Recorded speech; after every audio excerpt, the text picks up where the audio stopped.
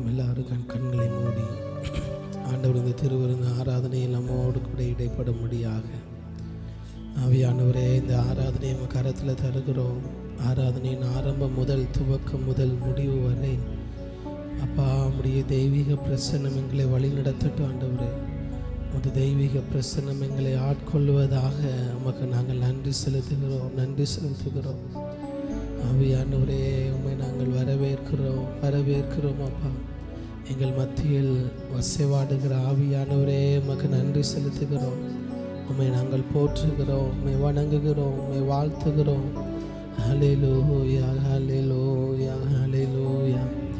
ஆவியானவரே எங்கள் மத்தியில் அசைவாடுகிறவரே, இந்த காலை நேரத்தில் எங்கள் மத்தியில் அசைவாடுவீராக, எங்களோடு கூட இடைப்படுவீராக.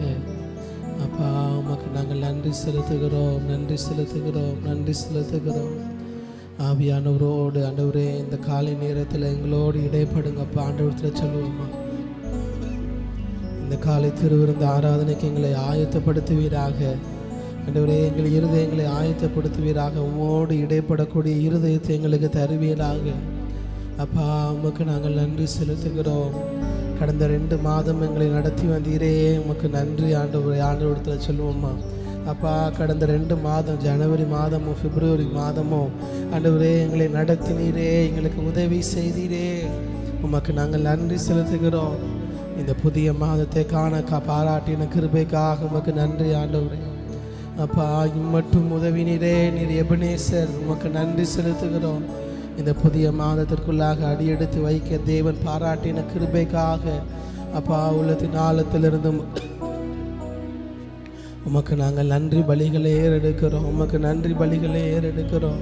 ஹல்லேலூயா ஹல்லேலூயா ஹல்லேலூயா. ஆண்டவரே இந்த மாதத்தின் முதல் நாளில் உங்கள் சமூகத்தில் காத்திருப்பதற்கு நீர் பாராட்டுகிற கிருபைக்காக உமக்கு நாங்கள் நன்றி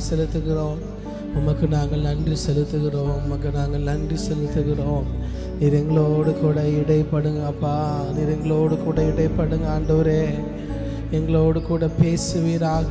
உமக்கு நாங்கள் நன்றி செலுத்துகிறோம். ஹல்லேலூயா ஹல்லேலூயா. எபினேசரே உதவி நீரே, ஆராதனை உமக்கே. எல்ரோயி என்னை கண்டீரே, ஆராதனை உமக்கே. ஆண்டவரை பார்த்து சொல்லுவோம், அவர் எபினேசராக கடந்த 2 மாதம் நம்மை நடத்தினாரே, உமக்கே ஆராதனை ஆண்டவரே. எல்ரோயி என்னை காண்கிற தேவனே, எல்ரோயி என்னை கண்டீரே, ஆராதனை உமக்கே. எல்லாரும் சேர்ந்து சொல்லுவோமா, துதிக்கின்ற போது இறங்கிடுவீரே, துதிகளின் நடுவே வாசம் செய்வீரே, துதிக்கின்ற போது இறங்கிடுவீரே, துதிகளின் நடுவே வாசம் செய்வீரே, ஆராதனை உமக்கே.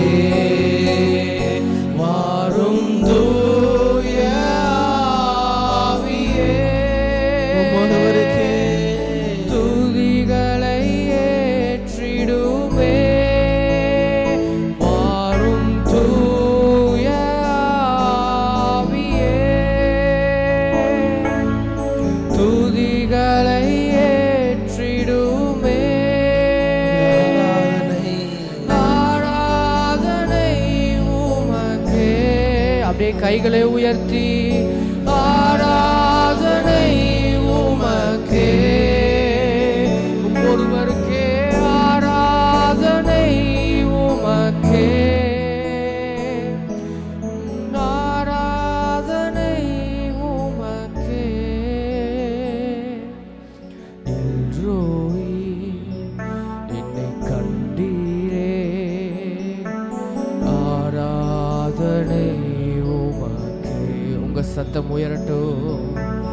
யெகோவா ரஃபா சுகம் தந்தீரே,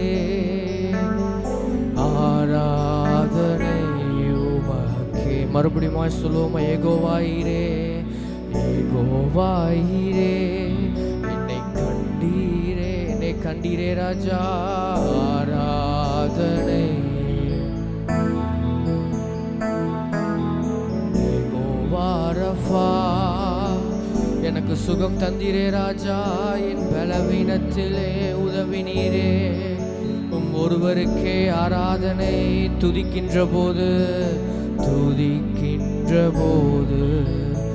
இறங்கிடுவீரே, துதிகளின் நடுவே வாசம் செய்வீர். மறுபடியுமாய் துதிக்கின்ற போது, நாங்கள் துதிக்கின்ற போது எங்கள் நடுவே இறங்கிற தேவனே, துதிகளின் நடுவே வாசம் செய்வீரே. ஆராதனை ஆராதனை உமக்கே, வாரும் தூய ஆவியே,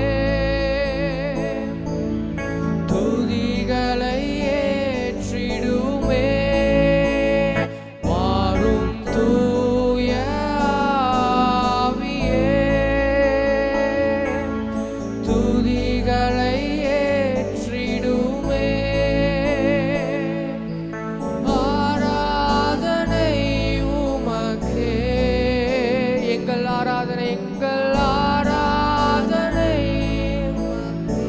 உள்ளத்தின் ஆழத்திலிருந்து சொல்லுவோமா? ஆராதனை உமக்கே, எங்கள் ஆராதனை உமக்கே. நன்றி ஆவியானவரே, எங்கள் ஆராதனை உமக்கு அப்பா. காலை வேளையிலே உம்மை ஆராதிக்க வந்திருக்கிறோம் ராஜா. ஆவியோடும் உண்மையோடும் ஆராதிக்க வந்திருக்கிறோம் அப்பா. எங்கள் முழு பலத்தோடு நீர் எங்களுக்கு சுகம் தந்தீரப்பா. அந்த முழு பலத்தோடு உம்மை ஆராதிக்க மீதியான நேரத்தை உதவி செய்வீராக ராஜா. பரிசுத்த ஆவியானவர் நீர் எங்களுக்கு விடுதலையோடு ஆராதிக்க உதவி செய்வீராக ராஜா. எல்லா தடைகளையும் மாற்றி போடுகிற தயாபரர் நீர் எங்களை ஆளுகை செய்வீராக ராஜா. எல்லா துதிகன மகிமை எல்லாம் ஒருவருக்கே செலுத்துகிறோம். இயேசுவின் நாமத்தில் பிதாவே, ஆமென் ஆமென். ஹல்லேலூயா ஹல்லேலூயா. எத்தனை பேர் ரொம்ப சந்தோஷமா இருக்கிறீங்க? ஹல்லேலூயா. நல்லா கைகளை உயர்த்தி ஹல்லேலூயா சொல்லுவோமா? ஹல்லேலூயா ஆமென். சங்கீதக்காரர் தாவீது இப்படி சொல்கிறார், கர்த்தாவே காலையிலே என் சத்தத்தை கேட்டருளுவீர், காலையிலே உமக்கு நேரே வந்து ஆயத்தமாகி காத்திருப்பேன். ஹல்லேலூயா ஆமென். உம்முடைய சமூகத்திற்கு நேராக வந்து நான் காத்திருக்கிறேன் அப்பா. இந்த முதலாம் நாளிலே, 3வது மாதத்திலே 1வது நாளிலே அப்பா உம்மை ஆராதிக்க நீர் தந்த நல்ல கிருபைக்காக உமக்கு நன்றி அப்பா. உமக்கு நன்றி, உமக்கு நன்றி, உமக்கு நன்றி ஆவியானவரே. ஹல்லேலூயா. இதுவரைக்கும் எங்களை கிருபையாய் நடத்தினீர் அப்பா. உம்முடைய கிருபைக்காக அதிகாலையிலே உம்முடைய கிருபையை தேடுகிறவர்களாக நாங்கள் வந்திருக்கிறோம் ராஜா. நீர் எங்களை நடத்தி செல்லுவீராக ராஜா. எல்லாம் உம்முடைய கிருபையே. இதுவரைக்கும் நடத்தினதெல்லாம் உங்க கிருபையே. இனியும் நடத்த போற தயவிற்கா உமக்கு நன்றி அப்பா. கிருபையால் நடத்தினீரே, நன்றி செலுத்துவேனா. உங்க கிருபையால் நடத்தினீரே, நன்றி செலுத்துவேனா. நீங்க சொல்லுங்க பார்க்கலாம். கிருபையால் நடத்தினீ, எல்லாம் உம்முடைய கிருபைன்னு சொல்லுகிற மாத்திரம் நன்றி செலுத்துவேனா. எல்லாமும் கிருபையால் நடத்தினீரே, நன்றி செலுத்துவேனா. நல்ல உற்சாகமாய் கைகளை தட்டி நன்றியோடு நான் பாட, என் நேசரை நான் பாட வந்திருக்கிறேன்.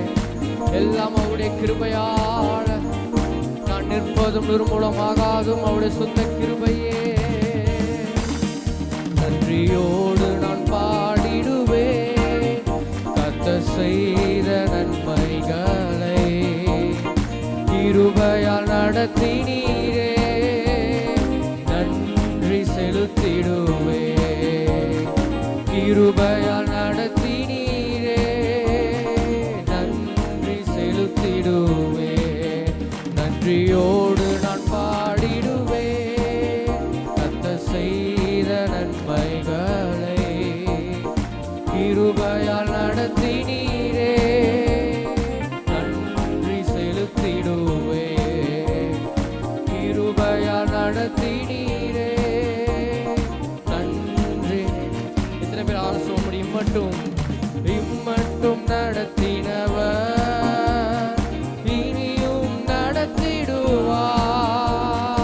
இம்மட்டும் நடத்தினவர் இனியும் நடத்திடுவார். கண்மணி போல காத்த ரட்சகர் கரம் பற்றி நடத்திடுவார்.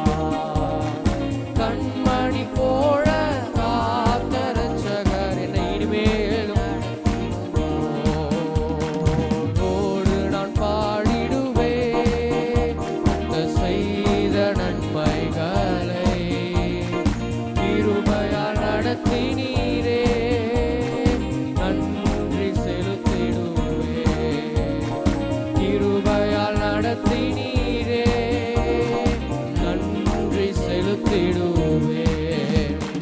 தடைகள் வந்த போதும் தாங்கியே நடத்தினீரே. தடைகள், எத்தனை தடைகள் என் வாழ்க்கையில வந்தது, என்னை தாங்கியே நடத்தின அந்த தயவு மறுபடியும் சொல்லுவோமா? தடைகள் வந்த போதும் உம் தயவால் நடத்தினீரே. தடைகள் வந்த போதும் உம் தயவால் நடத்தினீர். தடைகளை நொறுக்கி வழிகளை திறந்தே தேவனே உம்மை துதிப்பே.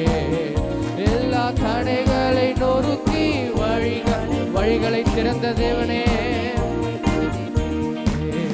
நன்றியோடு நான் பாடிடுவேன் கர்த்தர் செய்த நன்மைகளை. கிருபையால் நடத்தினீரே நன்றி செலுத்திடுவேன். எல்லாமும் கிருபையே, உம்முடைய கிருபை மாத்திரம். எப்பக்கம் நெருக்கப்பட்டும் மடியாமல் காத்து கொண்டீர். எப்பக்கம் நெருக்கப்பட்டும் அவாப்பா மடியாமல் காத்து கொண்டீர். நெருக்கத்தை பெருக்கமாய் மாற்றி நீரே தேவனே. உண்மையாய் சொல்ல முடியுமா? என் நெருக்கத்தை பெருக்கமாய் மாற்றி என்னை ஆசீர்வதித்த தேவனே நன்றியோடு நான் பாடிடுவேன் கர்த்தர் செய்த நன்மைகளை. கிருபையால் நடத்தினீரே நன்றி செலுத்திடுவேன். எல்லாம் கிருபையே நன்றி செலுத்திடுவேன். குறைவுகள் வந்த போதும் குறுகாமல் காத்திட்டீரே.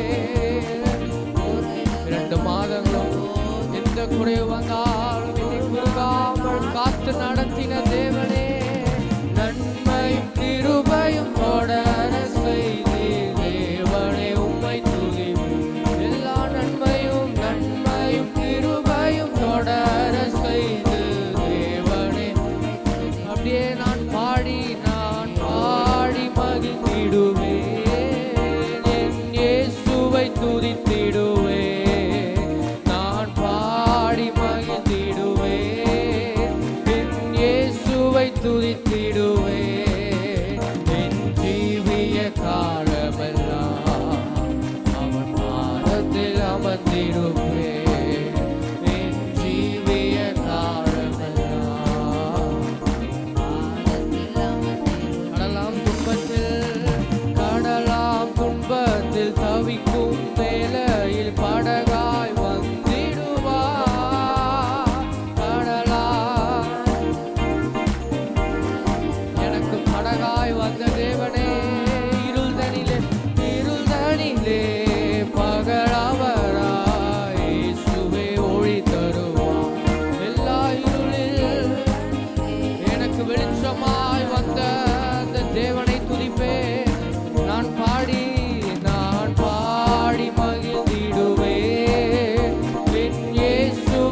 துதித்திடுவேன், நான் பாடி மகிழ்ந்திடுவேன், என் இயேசுவை துதித்திடுவேன், என் ஜீவிய காலமெல்லாம் பாதத்தில் அமர்ந்திருப்பேன். என் ஜீவிய காலமெல்லாம் பாதத்தில் அமர்ந்திருப்பேன். எத்தனை இந்த வார்த்தையை சொல்ல முடியும்?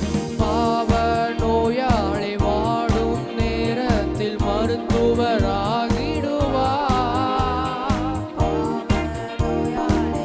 எல்லா பலவீன நேரத்திலும் எனக்கு நல்ல மருத்துவராயிருந்தாரே. மயங்கி விழும் பசிதனிலே மன்னாவை தந்திடும். ஓ மயங்கி விழும் இந்த நேரத்தில் எல்லாம் உம்முடைய வார்த்தையாகிய மன்னாவை தந்தினை உயிர்ப்பித்தினே. நான் பாடி மகிழ்ந்திடுவேன், என் இயேசுவை துதித்திடுவேன், நான் பாடி மகிழ்ந்திடுவேன், என் இயேசுவை துதித்திடுவேன், என் ஜீவிய காலமெல்லாம் பாதத்தில் அமர்ந்திருப்பேன், என் ஜீவிய காலமெல்லாம் பாதத்தில் அமர்ந்திருப்பேன்.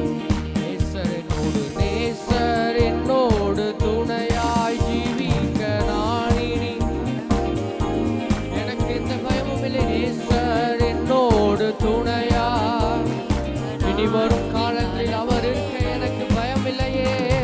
எந்தனுக்கே காவலவர், நான் உடல் அவர் உயிரே. எந்தனுக்கே எனக்கு அவர் காவல் இருக்க நான் பாடி மகிழ்ந்திடுவேன். நல்ல உற்சாகமாய் கைகளை தட்டி ஓ நான் பாடி மகிழ்ந்திடுவேன், என் இயேசுவை துதித்திடுவேன், என் ஜீவிய காலமெல்லாம் பாதத்தில் அமர்ந்திருப்பேன்.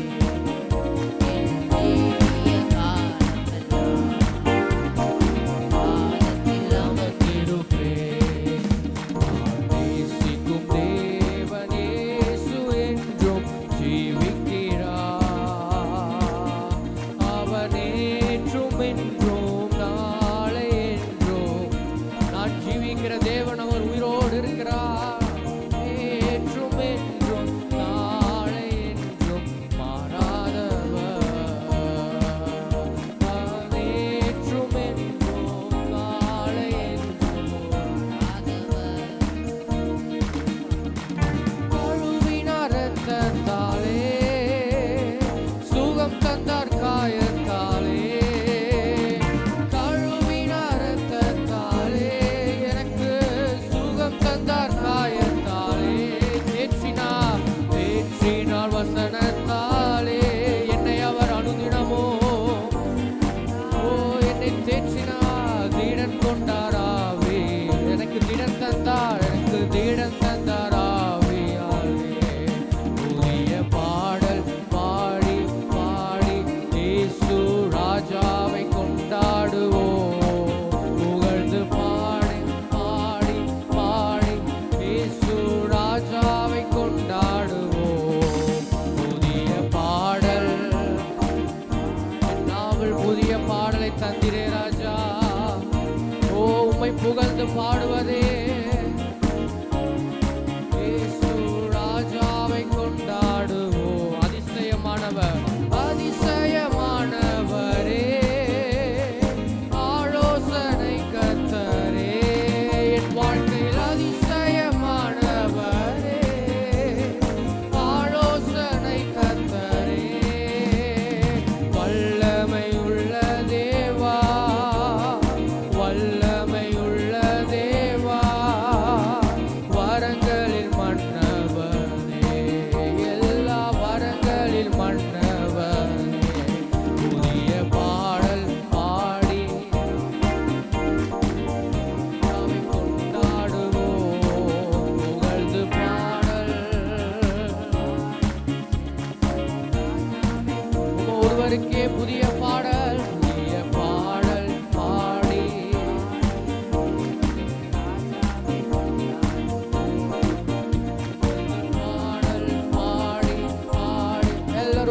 சமூகத்தில் எழுப்பி நின்று புதிய பாடல் மறுபடியும் சொல்லுவோமா?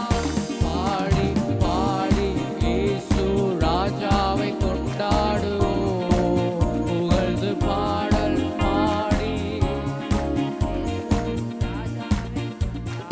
கூப்பிட்டேன் பதில் வந்ததே, கூப்பிட்டேன் பதில் வந்தது, குறைவெல்லாம் நிறைவானது. எத்தனை பேர் ஆலோசனை அவர் சமூகத்துல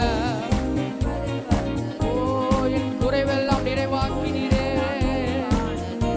மகிமையின் ராஜா, மகிமையின் ராஜாவா, மகிமையின் ராஜாவா, மகத்துவமானவரே, மகத்துவமானவர். மறுபடியும் சொல்லுவோமே, கூப்பிட்டேன் கூப்பிட்டேன் பதில் வந்தது, எல்லா குறைவெல்லாம் நிறைவானது, கூப்பிட்டேன் பதில் வந்தது. ஆமா அப்பா, உங்களுடைய சமூகத்துல ஏறெடுக்கப்பட்ட எல்லா ஜபத்திற்கும் பதில் தந்தீரே. யார் நீர்? மகிமையின் ராஜா, மகிமையின் ராஜாவா, மகத்துவமானவர் இயேசு, மகத்துவமானவர். புதிய பாடல் பாடி ராஜாவை கொண்டாடுவோம், புகழ்ந்து பாடல் பாடி ராஜாவை கொண்டாடுவோம், புதிய பாடல் பாடி இயேசு ராஜா ஒருவருக்கே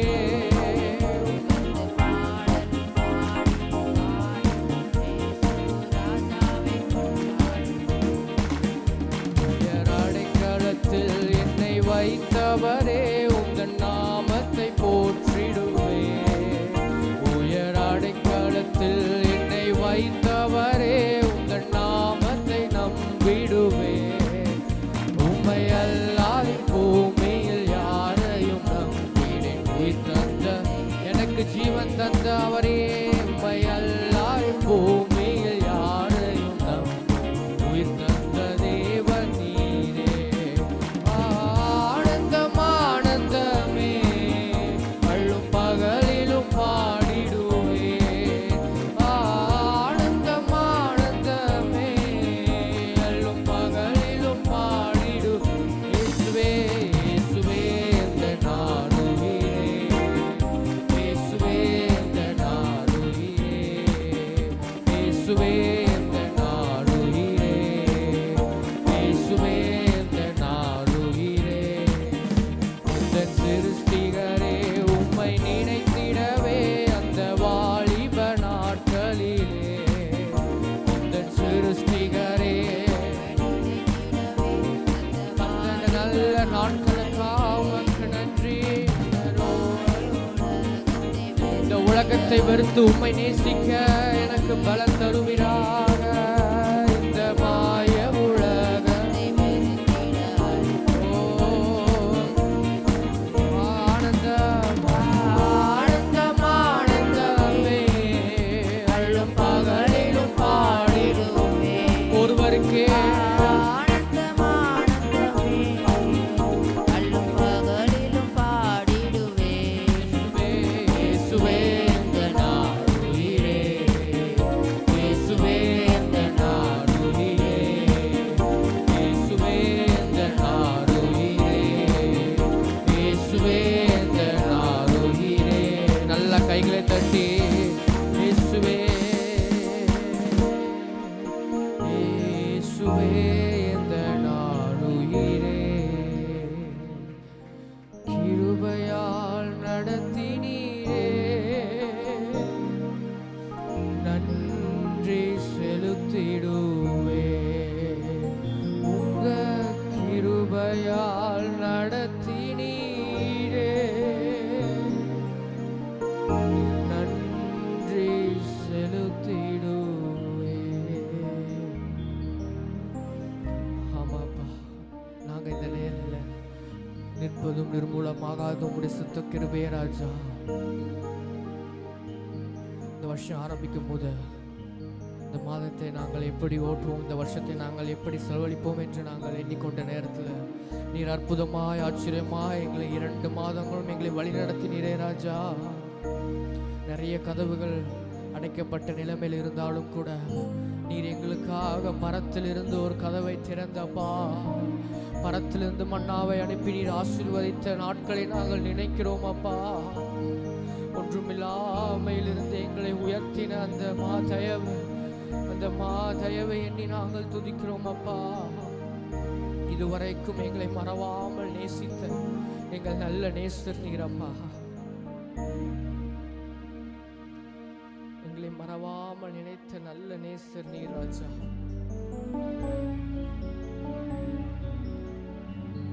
நீர் இதுவரைக்கும் எங்களை விட்டு கொடுக்காத தேவனா இருக்கிறதற்கு உமக்கு நன்றி தகப்பனே. சத்ருவானவன் இன்னைக்கோ எங்கள் ஆத்துமாவை பிடித்து போட்டிருக்கணும் அப்பா. ஆனாலும் உம்முடைய கிருபையினால் எங்களை மீட்டு கொண்டீரே ராஜா. உம்முடைய மகா தயவுனால் எங்களை மீட்டு கொண்டீரே ராஜா. அந்த அன்பை எண்ணி நாங்கள் உம்மை துதிக்க வந்திருக்கிறோம் அப்பா. உம்மை பாட வந்திருக்கிறோம் அப்பா. உம்முடைய நாமத்தை சொல்ல வந்திருக்கிறோம் ராஜா. நீர் எங்களுக்காய் சிந்தின இரத்தத்தை நாங்கள் நினைவு கூறும்படி அப்பா. நீர் எங்களுக்காய் கடைசி சொட்டு இரத்தம் வரை எங்களுக்காய் சிந்தின அந்த அன்பை நாங்கள் நினைத்து பார்க்கிறோம். எளியவனாக இருந்த எங்களை குப்பையிலிருந்து நீர் உயர்த்தின அந்த அன்பை நாங்கள் நினைத்து பார்க்கிறோம். எளியவன் இன்றைக்கும் மறக்கப்படுவதில்லைன்னு சொன்ன தேவனே, எங்களை நினைவு கூறும்படினால் உமக்கு நன்றி செலுத்துகிறோம் அப்பா. எங்களையும் நீ நினைவு கூர்ந்தபடியால் நன்றி செலுத்துகிறோம் அப்பா. அழைத்த தேவன் நீர் உண்மையுள்ளவர் என்று நீரப்பா இன்றைக்கும் நீரப்பா உறுதிப்படுத்தி வருகிறீர் ராஜா. உமக்கு நன்றி ஆவியானவர், உமக்கு நன்றி அப்பா, உமக்கு நன்றி. நாங்கள் எதற்கும் பயப்படாமல் அப்பா முன்னேறி செல்ல உதவி செய்வீராக. எங்களை மறக்காத தேவன் எங்களோடு இருக்கிறீர் அப்பா. எங்களை அழைத்த தேவன் எங்களுக்கு தரிசனத்தை கொடுத்து எங்களை அழைத்த தேவன் நீர் மாறாதவராக இருக்கிறீரே ராஜா. உமக்கு நன்றி அப்பா. அழைத்தவர் உன்னை மறவா, அபிஷேகம் செய்தவர் மறவா. அழைத்தவர் உன்னை மறவா, அபிஷேகம் செய்தவர் மறவா. மனிதனின் அன்பு நிலை மாறினாலும் மகிமையின் தேவன் உன்னை மறவா. மனிதனின் அன்பு நிலை மாறினாலும் மகிமையின் தேவன் உன்னை மறவா. மகிமையின் தேவன் உன்னை மறவா. நீங்க அப்படியே சொல்லுங்க பார்க்கலாம். மறவார் மறவா இயேசு மறவா.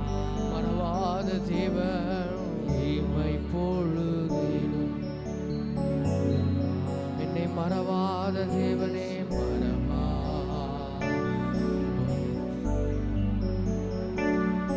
உன்னை உருவாக்கிய இயேசு மறவா.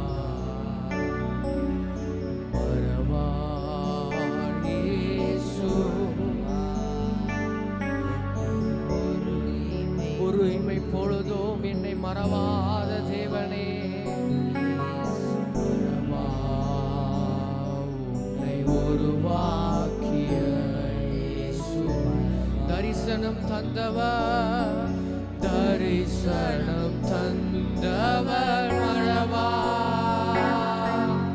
தாங்கியே நடத்திட மறவா. எனக்கு தரிசனத்தை தந்தவரே, தரிசனம் தந்தவர் மறவா. தாங்கியே மறவா. ஓ என் பக்க நெருக்கங்கள் என்னை சூழ்ந்திட்டாலும் எலியாவின் தேவன் உன்னை மறவா. என் பக்க நெருக்கங்கள் உன்னை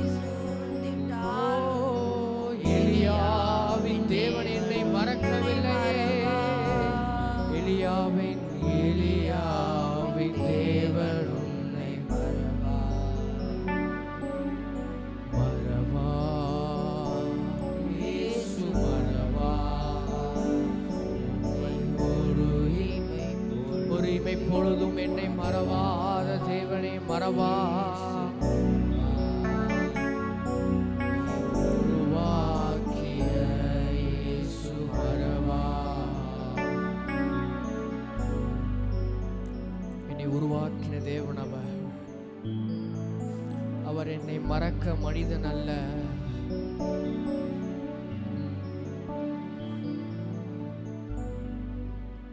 ஒருவேளை அவர் வாக்குத்தத்தம் தர்றதுக்கு முன்னாடி வேணா எல்லா சூழ்நிலைகளும் நல்லா இருந்திருக்கலாம், எல்லா ஆசீர்வாதங்களும் நம்மளுக்கு இருந்திருக்கலாம், எந்த குறைவும் இல்லாத மாதிரி இருந்திருக்கலாம். ஆனால் அவர் எப்போ வாக்குத்தத்தம் தராரோ அப்போதான் சூழ்நிலைகள் மாறும், அப்போதான் எல்லா தடைகளுமே வரும். ஏன்னா நம்ம ஒன்று அந்த சூழ்நிலையை நம்ம புரிஞ்சுக்கணும். நம்மளை மறக்காத தேவன் நம்மளுடைய வாழ்க்கையில் அவரே அல்லாமல் வேறு எந்த உதவியும் வேறு யாராலையும் செய்ய முடியாது என்ற நிச்சயம் அவராலே நம்மளுடைய வாழ்க்கையில் அவர் தருவார். அவர் நம்மை மறக்காத தேவன். அவர் மாத்திரம் நம்மளுடைய வாழ்க்கையில் நின்று அதிசயங்களையும் அற்புதங்களையும் செய்ய அவர் இந்த சூழ்நிலைகளை அனுமதித்திருக்கிறார். நான் எந்த பாதையில் போனாலும் ஆவியானவரே நீர் என்னை மறக்காத தேவனாக இருக்கிறதுனால நான் உம்மை துதிப்பேன் அப்பா, நான் உம்மை போற்றுவேன் அப்பா, நான் உம்முடைய சமூகத்திலே நான் காத்திருப்பேன் அப்பா. எளியவன் என்றைக்கும் மறக்கப்படுவதில்லையே அப்பா. திக்கற்றவர்களுக்கு நீரே சகாயர் என்று எழுதியிருக்கபடி எங்களுக்கு நீரே சகாயர் அப்பா. சோர்ந்து போன நேரத்தில் அப்பா எங்கள் ஆத்துமாவை பலம் தந்து உயிர்ப்பித்த அந்த அன்பை எண்ணி நாங்கள் துதிக்கிறோம். சோர்ந்து போன நேரத்தில் உம்முடைய வாக்கை தந்து எங்களை தேற்றினீரே, உமக்கு நன்றி அப்பா. வாக்கு தத்தம் தந்தவர் மறவா, வழிகாட்டி நடத்திட மறவா. சொல்லுங்க பார்க்கலாம். வாக்கு தத்தம் எனக்கு வாக்கு தத்தம் தந்து நடத்தின தேவனே, வழி விலகும் போது வழி இதுவே என்று நடத்தின தேவன். வானமும் பூமியும் நிலை மாறினாலும் வார்த்தையை நிறைவேற்ற மறவா. வானமும் நிலை மாறினாலும் வார்த்தையை நிறைவேற்ற மறவா. அவர் வார்த்தையை நிறைவேற்ற மறவா. மறவார் இயேசு. ஒரு இமை பொழுதிலும் இயேசு உருவாக்கிய இயேசு மறவா. உன்னை உருவாக்கிய இயேசு அன்னாளின் ஜெபத்தை கேட்டு அவங்களுக்கு பதிலை தந்த தேவன். அன்னாள் பண்ண காரியம் என்னன்னா, அவருடைய சமூகத்தில் போய் புலம்புனாங்க, அவருடைய சமூகத்தில் போய் அழுதாங்க. இந்த நேரத்துலையும் கூட நம்ம எந்த இடத்துல அழுகிறோம், யார் முன்னாடி அழுகிறோம், யாருடைய சமூகத்துக்கு முன்பாக அழுகிறோம் என்பது இருக்கு. உலகம் என்னை வருந்தியது, உலகம் என்னை நெருக்கியதுனால நான் அழுகலப்பா. என் நேசருடைய பாதத்திற்கு நேராக நான் வந்து எல்லா நெருக்கமும் என் பெருக்கமாய் மாற்றி என் தேவன் என்னோடு இருக்கிறார் என்பதை மறந்து விடாதீர்கள். அன்னால் பண்ண காரியம் அதுதான். புலம்பல் யார் என்ன பண்ணாலும் அவருடைய சமூகத்தில் அவருடைய பிரசனத்திற்கு முன்பதாக போய் வடித்த கண்ணீர் எல்லாவற்றிற்கும் அவர் பலன் தந்தார், அவர் பதிலையும் தந்தார். அது போலதான் இந்த ஸ்தலத்தில் செய்யப்படுகிற ஒவ்வொரு ஜபத்திற்கும் ஒவ்வொரு விண்ணப்பத்திற்கும் என் தேவனாகிய கர்த்தரின் காதுகள் திறந்தவைகளாகவே இருக்கிறது. நல்லா கைகளை தட்டி, நல்லா கைகளை தட்டி, ஆவியானவரே எங்கள் ஜபத்தை கேட்டு எங்கள் ஆவியை உயிர்ப்பித்து எங்களுக்கு வாக்கு தத்தம் தந்து இந்த மாதத்தில் நடத்த போறதற்காக உமக்கு நன்றி செலுத்துகிறோம் அப்பா. எல்லா தடைகளையும் நீக்கி போட்டு எங்களுக்கு முன்பதாக சென்று கோணானவைகளை சுவையாக்குவீராக ராஜா. எல்லா குறைவுகளும் நிறைவாக்குகிற தேவன் அப்பா, விசுவாசத்தோடு இந்த மாதத்தை நாங்கள் ஆரம்பிக்க எங்களுக்கு பலனையும் தைரியத்தையும் தருவீராக ராஜா. நீரே பொறுப்படுத்த பாதுகாத்துக் கொள்வீராக. மறவாத தேவன் எங்களோடு இருக்கிறீங்க என்பதை நாங்கள் நினைவு கொள்வோம். உங்களுடைய பிரசன்னம் எங்களை விட்டு விலகாதபடி நீ பாதுகாத்துக் கொள்வீராக. எல்லா துதிகான மகிமை எல்லாம் ஒருவருக்கே. இயேசு நாமத்தில் பிதாவே, ஆமென், ஆமென். Thank you Jesus. எல்லாரும் சபையின் அறிவிப்புகள். ஒவ்வொரு வாரமும் ஞாயிற்றுக்கிழமை முதல் ஆராதனை காலை 6:30 மணி முதல் 8 மணி வரையும், இரண்டாவது ஆராதனை 9 மணி முதல் 10:30 வரையும் நடைபெறும். முடிந்த பிற்பாடு 10:45 முதல் 12 மணி வரை சண்டே கிளாஸ் நடைபெறும்.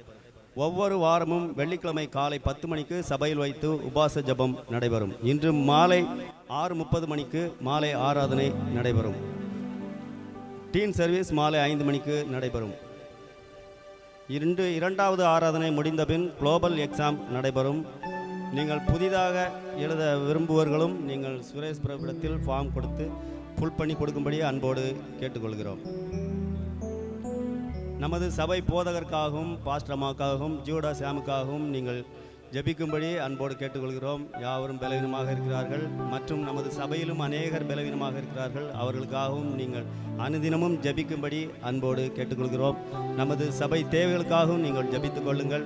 அதே போல் 12th எக்ஸாம் எழுதுகிற பிள்ளைகளுக்காகவும் நீங்கள் ஜெபிக்கும்படி அன்போடு கேட்டுக்கொள்கிறோம். தினமும் அதிகாலை 5:15 முதல் 6 மணி வரை ஆன்லைன் ப்ரேயர் நடைபெறுகிறது. அதே போல் பகல் 11:30 முதல் 12 மணி வரை ப்ரேயர் நடைபெறுகிறது. கான்ஃபரன்ஸில் நீங்கள் ஏதாவது ஒரு டைமில் கலந்து கொள்ளும்படி அன்போடு கேட்டுக்கொள்கிறோம். மியூசிக் கிளாஸ் மாலை 3 மணியிலிருந்து 5 மணி வரை நடைபெறும்.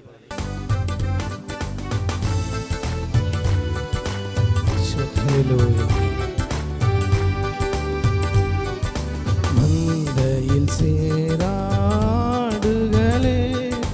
எங்கிலும் கோடி கோடி உண்டே, சிந்தையில் ஆன்ம பாரம் கொண்டே, தேடுவோம் வாரி திருச்சபையே. மந்தையில் சேரா ஆடுகளே, அழைக்கிறார் இயேசு, அவரிடம் பேசு, நடத்திடுவார். அழைக்கிறார் இயேசு, அவரிடம் பேசு, நடத்திடுவார். நாடுகளில் பல நாடுகளில் என் ஜனம் சிதறுண்டு சாகுவதா, காடுகளில் பல நாடுகளில் என் ஜனம் சிதறுண்டு சாகுவதா, பாடுபட்டே அதற்காகவுமே தேடுவோர் யார் என் ஆடுகளை, பாடுபட்டே அதற்காகவுமே தேடுவோர் யார் என்று அழைக்கிறார். அழைக்கிறார் இயேசு, அவரிடம் பேசு, நடத்திடுவார்.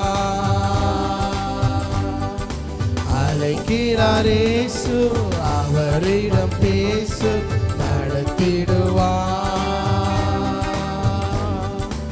எனக்காய் பேசிட நாவு வேண்டும், என்னை போல் அலைந்திட கால்கள் வேண்டும். எனக்காய் பேசிட நாவு வேண்டும், ஆமென். என்னை போல் அலைந்திட கால்கள் வேண்டும். என்னில் அன்பு கூற ஆட்கள் வேண்டும். இதை உன்னிடம் கேட்கி தர வேண்டும். என்னில் அன்பு கூற ஆட்கள் வேண்டும், இதை உன்னிடம் கேட்கி தர வேண்டும். அழைக்கிறார் இயேசு, அவரிடம் பேசு, நடத்திடுவார். அழைக்கிறார் இயேசு, அவரிடம் பேசு, நடத்திடுவார்.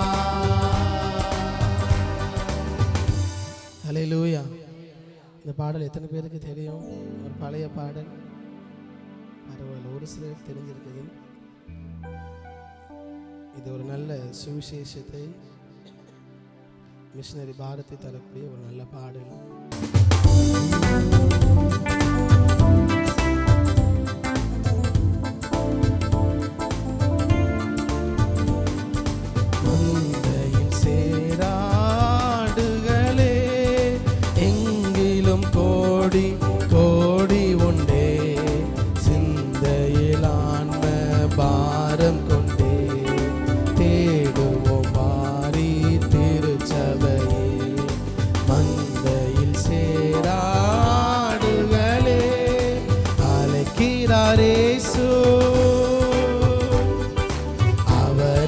பேசு நடத்திடுவா, அழைக்கிறார் இயேசு, அவரிடம் பேசு நடத்திடுவா. சொல்லப்பட்டிராத இடங்கள் உண்டு, என்னை அங்கு கொண்டு நாட்கள் உண்டு. சொல்லப்பட்டிராத அங்கு கொண்டு செல்ல ஆட்கள் உண்டு. அழைப்பு பெற்றோர் யாரும் புறப்படுவி, இது ஆண்டவர் கட்டளை கீழ்ப்படிவீர். அழைப்பு பெற்றோர் யாரும் புறப்படுவி, இது ஆண்டவர் கட்டளை கீழ்ப்படிவீர். அழைக்கிறார் இயேசு, அவரிடம் பேசு நடத்திடுவார். அழைக்கிறார் இயேசு, அவரிடம் பேசு நடத்திடுவார். எனக்காய் பேசிட, எனக்காய் பேசிட நாவு வேண்டும், என்னை போல் அலைந்திட. எல்லாம் சேர்ந்து சொல்லுவோமா? எனக்காய் பேசிட என்னை போல் அலைந்திட.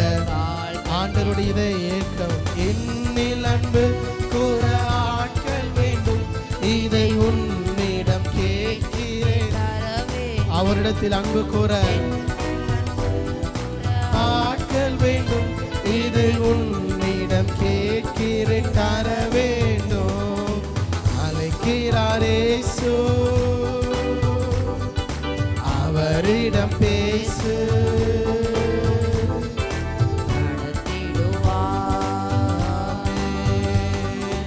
அழைக்கிறார் இயேசு, அவரிடம் பேசு நடத்திடுவார். ஹல்லேலூயா. ஒவ்வொரு வாரமும் மாலையில் நடக்கக்கூடிய ஆராதனை, நமக்கு ஒவ்வொரு மாலை ஆராதனையும் ஒவ்வொரு விதத்தில் நமக்கு நடைபெறுகிறது. அதை உங்களுக்கு மாதத்தினுடைய முதல் வாரத்திலே சொல்லுவது வழக்கம். அதை நான் சொல்லுகிறேன், நீங்கள் கவனத்தில் கொள்ளுங்கள். வாரந்தோறும் அதை அறிவிப்போம். இருந்தாலும் இந்த முதல் வாரத்தில் எல்லா காரியங்களையும் சொல்லுகிறேன். முதல் வாரம், இந்த வாரம் மாலை ஆராதனை நமக்கு ஒரு ஜெபமாக இருக்கும். மாதந்தோறும் முதல் வாரத்தில் மாலையில் அந்த மாதத்திற்கான ஜெபத்தை நான் நடத்துவேன். 1 மணி நேரம் தேவ சமூகத்தில் காத்திருக்கக்கூடிய ஒரு பிளெஸ்ஸிங் ப்ரேயர் ஜெப நேரமாக நமக்கு இது இருக்கும்.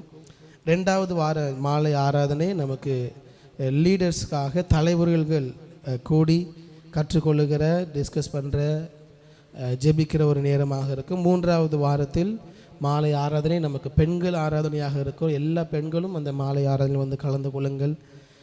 4வது வாரத்தில் 4வது வார சண்டே சர்வீஸில் நமக்கு அது கப்பல் சர்வீஸாக இருக்கும். குடும்பங்கள் கணவன் மனைவியாக இணைந்து கற்றுக்கொள்வதற்காக அந்த மாலை ஆராதனையை யோசித்திருக்கிறேன். உங்களில் ஒரு சிலர் இடத்துல சொன்னீங்க, பாஸ்டர் கப்புள்ஸுக்காக நீங்கள் ஏதாவது செய்யணும்னு கேட்கும் பொழுது தான் சரி, இந்த மாதத்தில் 4வது வாரத்தின் மாலையில் கப்புள்ஸ் கேதரிங் இருக்கும். 5வது வாரத்தில் நமக்கு வழக்கம் போல் மாதத்தினுடைய கடைசி ஞாயிற்றுக்கிழமை ப்ரைஸ் அண்ட் வொர்ஷிப்பாக இருக்கும். கடந்த வாரமும் நமக்கு ப்ரைஸ் அண்ட் வொர்ஷிப் நடைபெற்றது. உங்கள் அநேகர் வந்து கலந்து கொண்டீர்கள். எனக்கு என்ன வருத்தம்னா, நிறைய பேர் அதை மிஸ் பண்ணிட்டீங்களேன்னு எனக்கு வருத்தம். ஏன்னா அது ஒரு நல்ல ஒரு ஆராதனை நேரமாக, அந்த ஒரு 1.5 மணி நேரம் தேவ பிரசன்னத்தை உணர்வதற்கும் அவரோடு விடுதலையோடு ஃப்ரீயாக ஆராதிப்பதற்கோ அது மிகுந்த உதவியாக இருந்தது. நம்ம ஞாயிறு காலையிலும் ஆராதிக்கிறோம், ஆனால் நமக்கு அதிக நேரம் ஞாயிறு காலை ஆராதனையில் கொடுக்க முடியவில்லை. நமக்கு ரொம்ப நேரம் குறைவாக இருக்கிறதுனால நம்ம அதை லிமிட் பண்ணியிருக்கிறோம். ஆனால் மாலை ஆராதனை மாதத்திற்கு ஒரு முறை நடக்கக்கூடிய அந்த பிரைஸ் அண்ட் வொர்ஷிப்பில் ஒரு மணி நேரம் 1.5 மணி நேரம் விடுதலையோடு தேவனை ஆராதிக்கக்கூடிய நேரமாக இருக்கும். எல்லா மாலை கூடுகையிலும் நீங்கள் எல்லாரும் வந்து கலந்து கொள்ளுங்கள். இந்த ஓய்வு நாளே பிரத்யேகமாக தேவனுக்காக கொடுக்க முயற்சி எடுங்கள். தேவன் நம்மை கொண்டு பெரிய காரியங்களை செய்ய போதுமானவர்.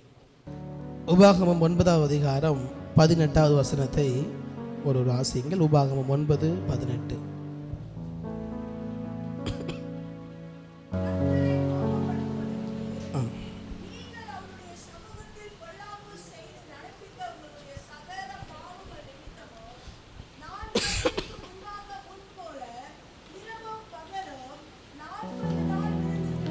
இரவும் பகலும் 40 நாள் விழுந்து கிடந்தேன். நான் அப்பம் புசிக்கவும் இல்லை, தண்ணீர் குடிக்கவும் இல்லை. அல்லேலூயா, அல்லேலூயா. மோசே தேவனோடு செலவிட்ட 40 நாட்கள், தேவ சமூகத்தில் மோசே செலவிட்ட இந்த 40 நாட்களை தான் போன வாரத்தில் தியானிக்க ஆரம்பித்தோம். இந்த 40 நாட்கள் ஜெப நாட்களில் நமக்கு உதவியாக இருக்கும்படியாக இதை தியானிக்க ஆரம்பித்திருக்கிறோம். முதல் 40 நாட்களை நாம் கடந்த வாரத்தில் தியானித்தோம். A time of examination and preparation. நம்மை நாமே பரிசோதித்து பார்க்கிற ஒரு நேரமாகவும் நம்மை ஆயத்தப்படுத்துகிற ஒரு நேரமாகவும், தேவன் ஆவியானவர் நம்மோடு இடைப்படுவதற்கு நம்மை ஆயத்தப்படுத்துகிற நேரமாகவும் இந்த ஜெப நேரங்கள் நமக்கு இருக்க வேண்டும் என்று சொல்லி நம்மை பரிசோதித்து பார்க்க அந்த நேரங்களை பயன்படுத்த தேவன் கடந்த வாரத்தில் கிருபை தந்தார். அதில் நாம் தியானிக்கும் பொழுது மோசே முதல் 40 நாட்களை தேவனோடு செலவிடும் பொழுது அதனுடைய மையமாக the centre focus of that prayer வந்து எக்ஸாமினேஷன் அண்ட் ப்ரிப்பரேஷன். 10 கட்டளைகளை பெற்றுக்கொண்டார். அதன் பின்பதாக ஆசரிப்பு கூடாரம் எப்படி இருக்க வேண்டும் என்கிற அந்த ஒழுங்குமுறைகளை, அந்த ஆயத்தங்களை தேவன் அவரோடு கூட இடைப்பட்டார். அதைத்தான் நாம் கடந்த வாரத்தில் தியானித்தோம். 10 கட்டளைகளை வைத்து இன்றைக்கு நம்மை எப்படி பரிசோதித்து பார்க்க வேண்டும், ஒரு கிறிஸ்தவர்களாக நம்முடைய வாழ்க்கையை அந்த 10 கட்டளைகளின் அடிப்படையில் நாம் எப்படி பரிசோதித்து பார்க்க வேண்டும் என்பதை தியானிக்க தேவன் கிருபை தந்தார். அதே போல தேவ ஆவியானவர் நம்மில் வாசம் செய்வதற்கு நம்மை எப்படி ஆயத்தப்படுத்த வேண்டும் என்பதையும் தியானித்தோம். இந்த 2வது ஜெபம் இந்த முதல் வாரத்தில், மார்ச் மாதம் முதல் வாரத்தில் இருக்கிறோம். தேவன் எவ்வளவு அழகாக வழி நடத்துகிறார் என்பதை யோசித்து பார்க்கும் பொழுது ரொம்ப ஆச்சரியமாக இருக்கிறது. ஏனென்றால் இந்த 2வது மோசேயினுடைய 40 நாள் ஜெபமும் இந்த மாதத்திற்கான வாக்குத்தத்த வார்த்தையும் ஆல்மோஸ்ட் இணைந்து வருகிற ஒரே கருத்தை பிரதிபலிக்கிற வசனங்களை தான் தேவன் தந்திருக்கிறார். அல்லேலூயா. பாருங்க, தேவன் எனக்கு டிசம்பர் மாதத்தில் எடுத்த வசனங்கள், டிசம்பர் கூட சொல்ல முடியாது, அதுக்கு முன்பதாக டிசம்பர் ஆரம்பத்திலேயே இந்த வசனங்களெல்லாம் எடுத்து விட்டேன். ஆனால் இந்த வாரத்தை நம்ம பிரசங்கம் பண்ணுவதற்கு ஏற்றது போலவே தேவன் அந்த நேரத்திலே நமக்கு வார்த்தைகளை தருகிறார். நேற்று இதை தியானிக்கும் பொழுது எனக்கு அவ்வளோ ஆச்சரியமாக இருந்தது. தேவன் எப்படியெல்லாம் வார்த்தையை தந்து அதை உறுதிப்படுத்துகிறார் என்று பார்ப்பதற்கு எனக்கு ஆச்சரியமாக இருந்தது. அதனால் தேவ வார்த்தை நம்மோடு கூட வரும் பொழுது அதை கவனத்தோடு பெற்றுக்கொள்ளுங்கள்.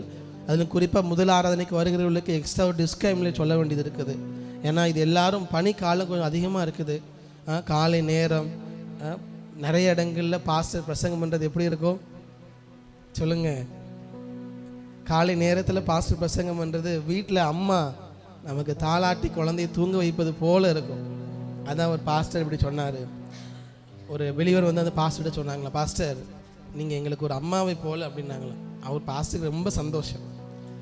நம்ம அவ்வளோ தூரம் அவங்கள கேர் பண்ணுறோன்னு நினச்சிருக்கிறார். எப்படி ரொம்ப சந்தோஷம் பிரதர் அப்படின்னு சொன்ன உடனே பாஸ்டர் சொன்னாராம், இல்லை பாஸ்டர் எல்லா வாரமும் சண்டே வரும் பொழுது எப்படி அந்த ஒரு 50 நிமிஷம் 1 மணி நேரம் நீங்கள் பேசும் பொழுது அப்படி ஒரு தூக்கம் வருது பாஸ்டர்.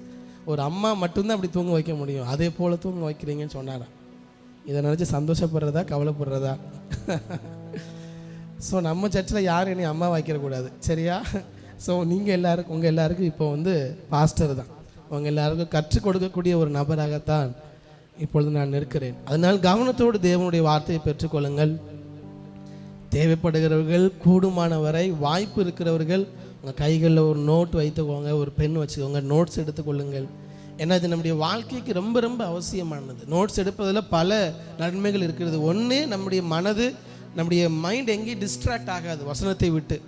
இல்லை என்றால் நம்ம கையில் ஃபோனை வச்சுருப்போம், கையில் பைபிள் வச்சுருப்போம், ஆனால் மைண்ட் எங்கேயோ போயிடும், மைண்ட் எங்கெங்கேயோ போயிடும். நிறைய காரியங்களை யோசிச்சு விட்டு திருப்பி ஏதோ ஒரு கதை வரும்போது பிரசங்கத்துக்குள்ளே வருவோம். அப்படி போயிடக்கூடாது. அதனால் எல்லாருடைய கவனமும் வசனத்தின் மீது இருக்கட்டும். தேவன் இந்த காலை நேரத்தில் நம்ம ஒவ்வொருவருக்கும் தேவையான காரியங்களை இடைப்படுவாரா. இந்த 2வது 40 நாள் ஜெபத்தில் மோசே சொன்ன காரியத்தை தான் இந்த உபாகமம் 9ஆம் அதிகாரம் 18-19 வசனத்தில் நாம் வாசிக்கிறோம். 18-19 இந்த 2 வசனங்களையும் வாசிக்கும் பொழுது இந்த 2வது 40 நாட்கள் ஜெபத்தினுடைய மைய புள்ளி, the centre focus of that prayer, அது என்னவென்று ஒரே வார்த்தையில் சொல்ல வேண்டும் என்று சொன்னால் இன்டர்செஷன். இன்டர்செஷன்ங்கிற வார்த்தை நீங்கள் பெரும்பாலும் கேள்விப்படாமல் இருக்கலாம். நம்ம சபையில் நம்ம எல்லாரும் ஜெபிக்கிற ஜெபங்கள், தேவ சமூகத்தில் வேண்டுதல்களை ஏறெடுக்கிறோம் இல்லையா, ஜனங்களுக்காக சபைக்காக நாம் ஏறெடுக்கிற ஜெபங்கள் தான், அந்த மன்றாட்டின் ஜெபம் தான் ஆங்கிலத்தில் என்ன சொல்லப்படுகிறது என்றால் இன்டர்செஷன் என்று சொல்லப்படுகிறது. அதனால் ஒருவேளை இன்றைக்கு பிரசங்கத்தில் அடிக்கடி இந்த இன்டர்செஷன்கிற வார்த்தையை நான் பயன்படுத்தினால் நீங்கள் புரிந்து கொள்ளுங்கள், அதற்கு அர்த்தம் வேறு ஒன்றும் அல்ல. அது தேவ சமூகத்தில் ஜனங்களுக்காக நாம் மன்றாடி ஜெபிக்கிற ஜெபம் தான் இன்டர்செஷன், வேறு எதுவும் இல்லை. இந்த 2வது 40 நாள் ஜெபத்திற்கு ஒரு தலைப்பை நாம் கொடுக்க வேண்டும் என்று சொன்னால் தேவ சமூகத்தில் செய்கிற வேண்டுதல் அல்லது த ஹார்ட் ஆஃப் இன்டர்செஷன், மன்றாட்டின் இருதயத்தோடு ஜெபிக்கிற ஜெபம். அதுதான் இந்த 2வது 40 நாளுக்கு நான் கொடுக்கக்கூடிய ஒரு தலைப்பு. வேகமாக கடந்து செல்லுகிறேன். இந்த 2வது 40 நாள் ஜெபத்தினுடைய ஒரு சின்ன பின்புலத்தை, ஒரு பேக்ரவுண்டை பார்த்தோன்னா, முதல் 40 நாள் ஜெபத்திற்காக மோசே செல்லுகிறார். அங்கே சென்று 10 கட்டளைகளை வாங்கி கொண்டு ஆசரிப்பு கூடாரத்துக்கான எல்லா அரேஞ்ச்மெண்ட்ஸையும் பெற்றுக்கொண்டு மோசே இறங்கி வருகிறார். சீனாய் மலையிலிருந்து இறங்கி வருகிறார். என்னோடு கூட நீங்களும் சேர்ந்து வாருங்க.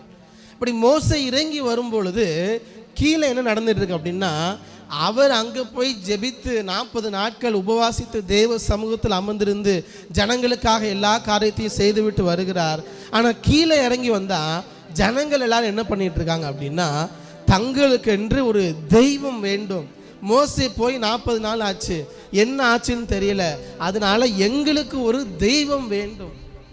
அதுதான் அவர்களுக்கு யெகோவா தேவன் இருக்கிறாரு, அப்பொழுது ஏன் எங்களுக்கு தெய்வம் வேண்டும் என்று கேட்டார்கள் என்ற கேள்வி நம்முடைய இருதயங்களில் வர வேண்டும். ஏன்னா வசனத்தை வாசிக்கும் போது அது நம்முடைய இருதயங்களில் கேள்விகளை எழுப்ப வேண்டும். அதுதான் ஒரு நல்ல தியானத்துக்கு வழி நடத்தும். அப்போ யெகோவா தேவன் இருக்கிறார், அவர்தான் வழி நடத்தி வந்தார். செங்கடலை பிளந்து எகிப்தியரை சங்கரித்து அதிசயங்களை செய்து மன்னாவை தந்து இப்படி அதிசயமாய் தேவன் வழி நடத்தி கொண்டு வருகிறார் சீனாய் மலை வரைக்கும். ஆனால் 40 நாட்கள் மோசே அங்கே இல்லை. ஜனங்கள் எல்லாரும் என்ன கேட்குறாங்கன்னா, எங்களுக்கு ஒரு தெய்வம் வேண்டும் என்று கேட்கிறார்கள்.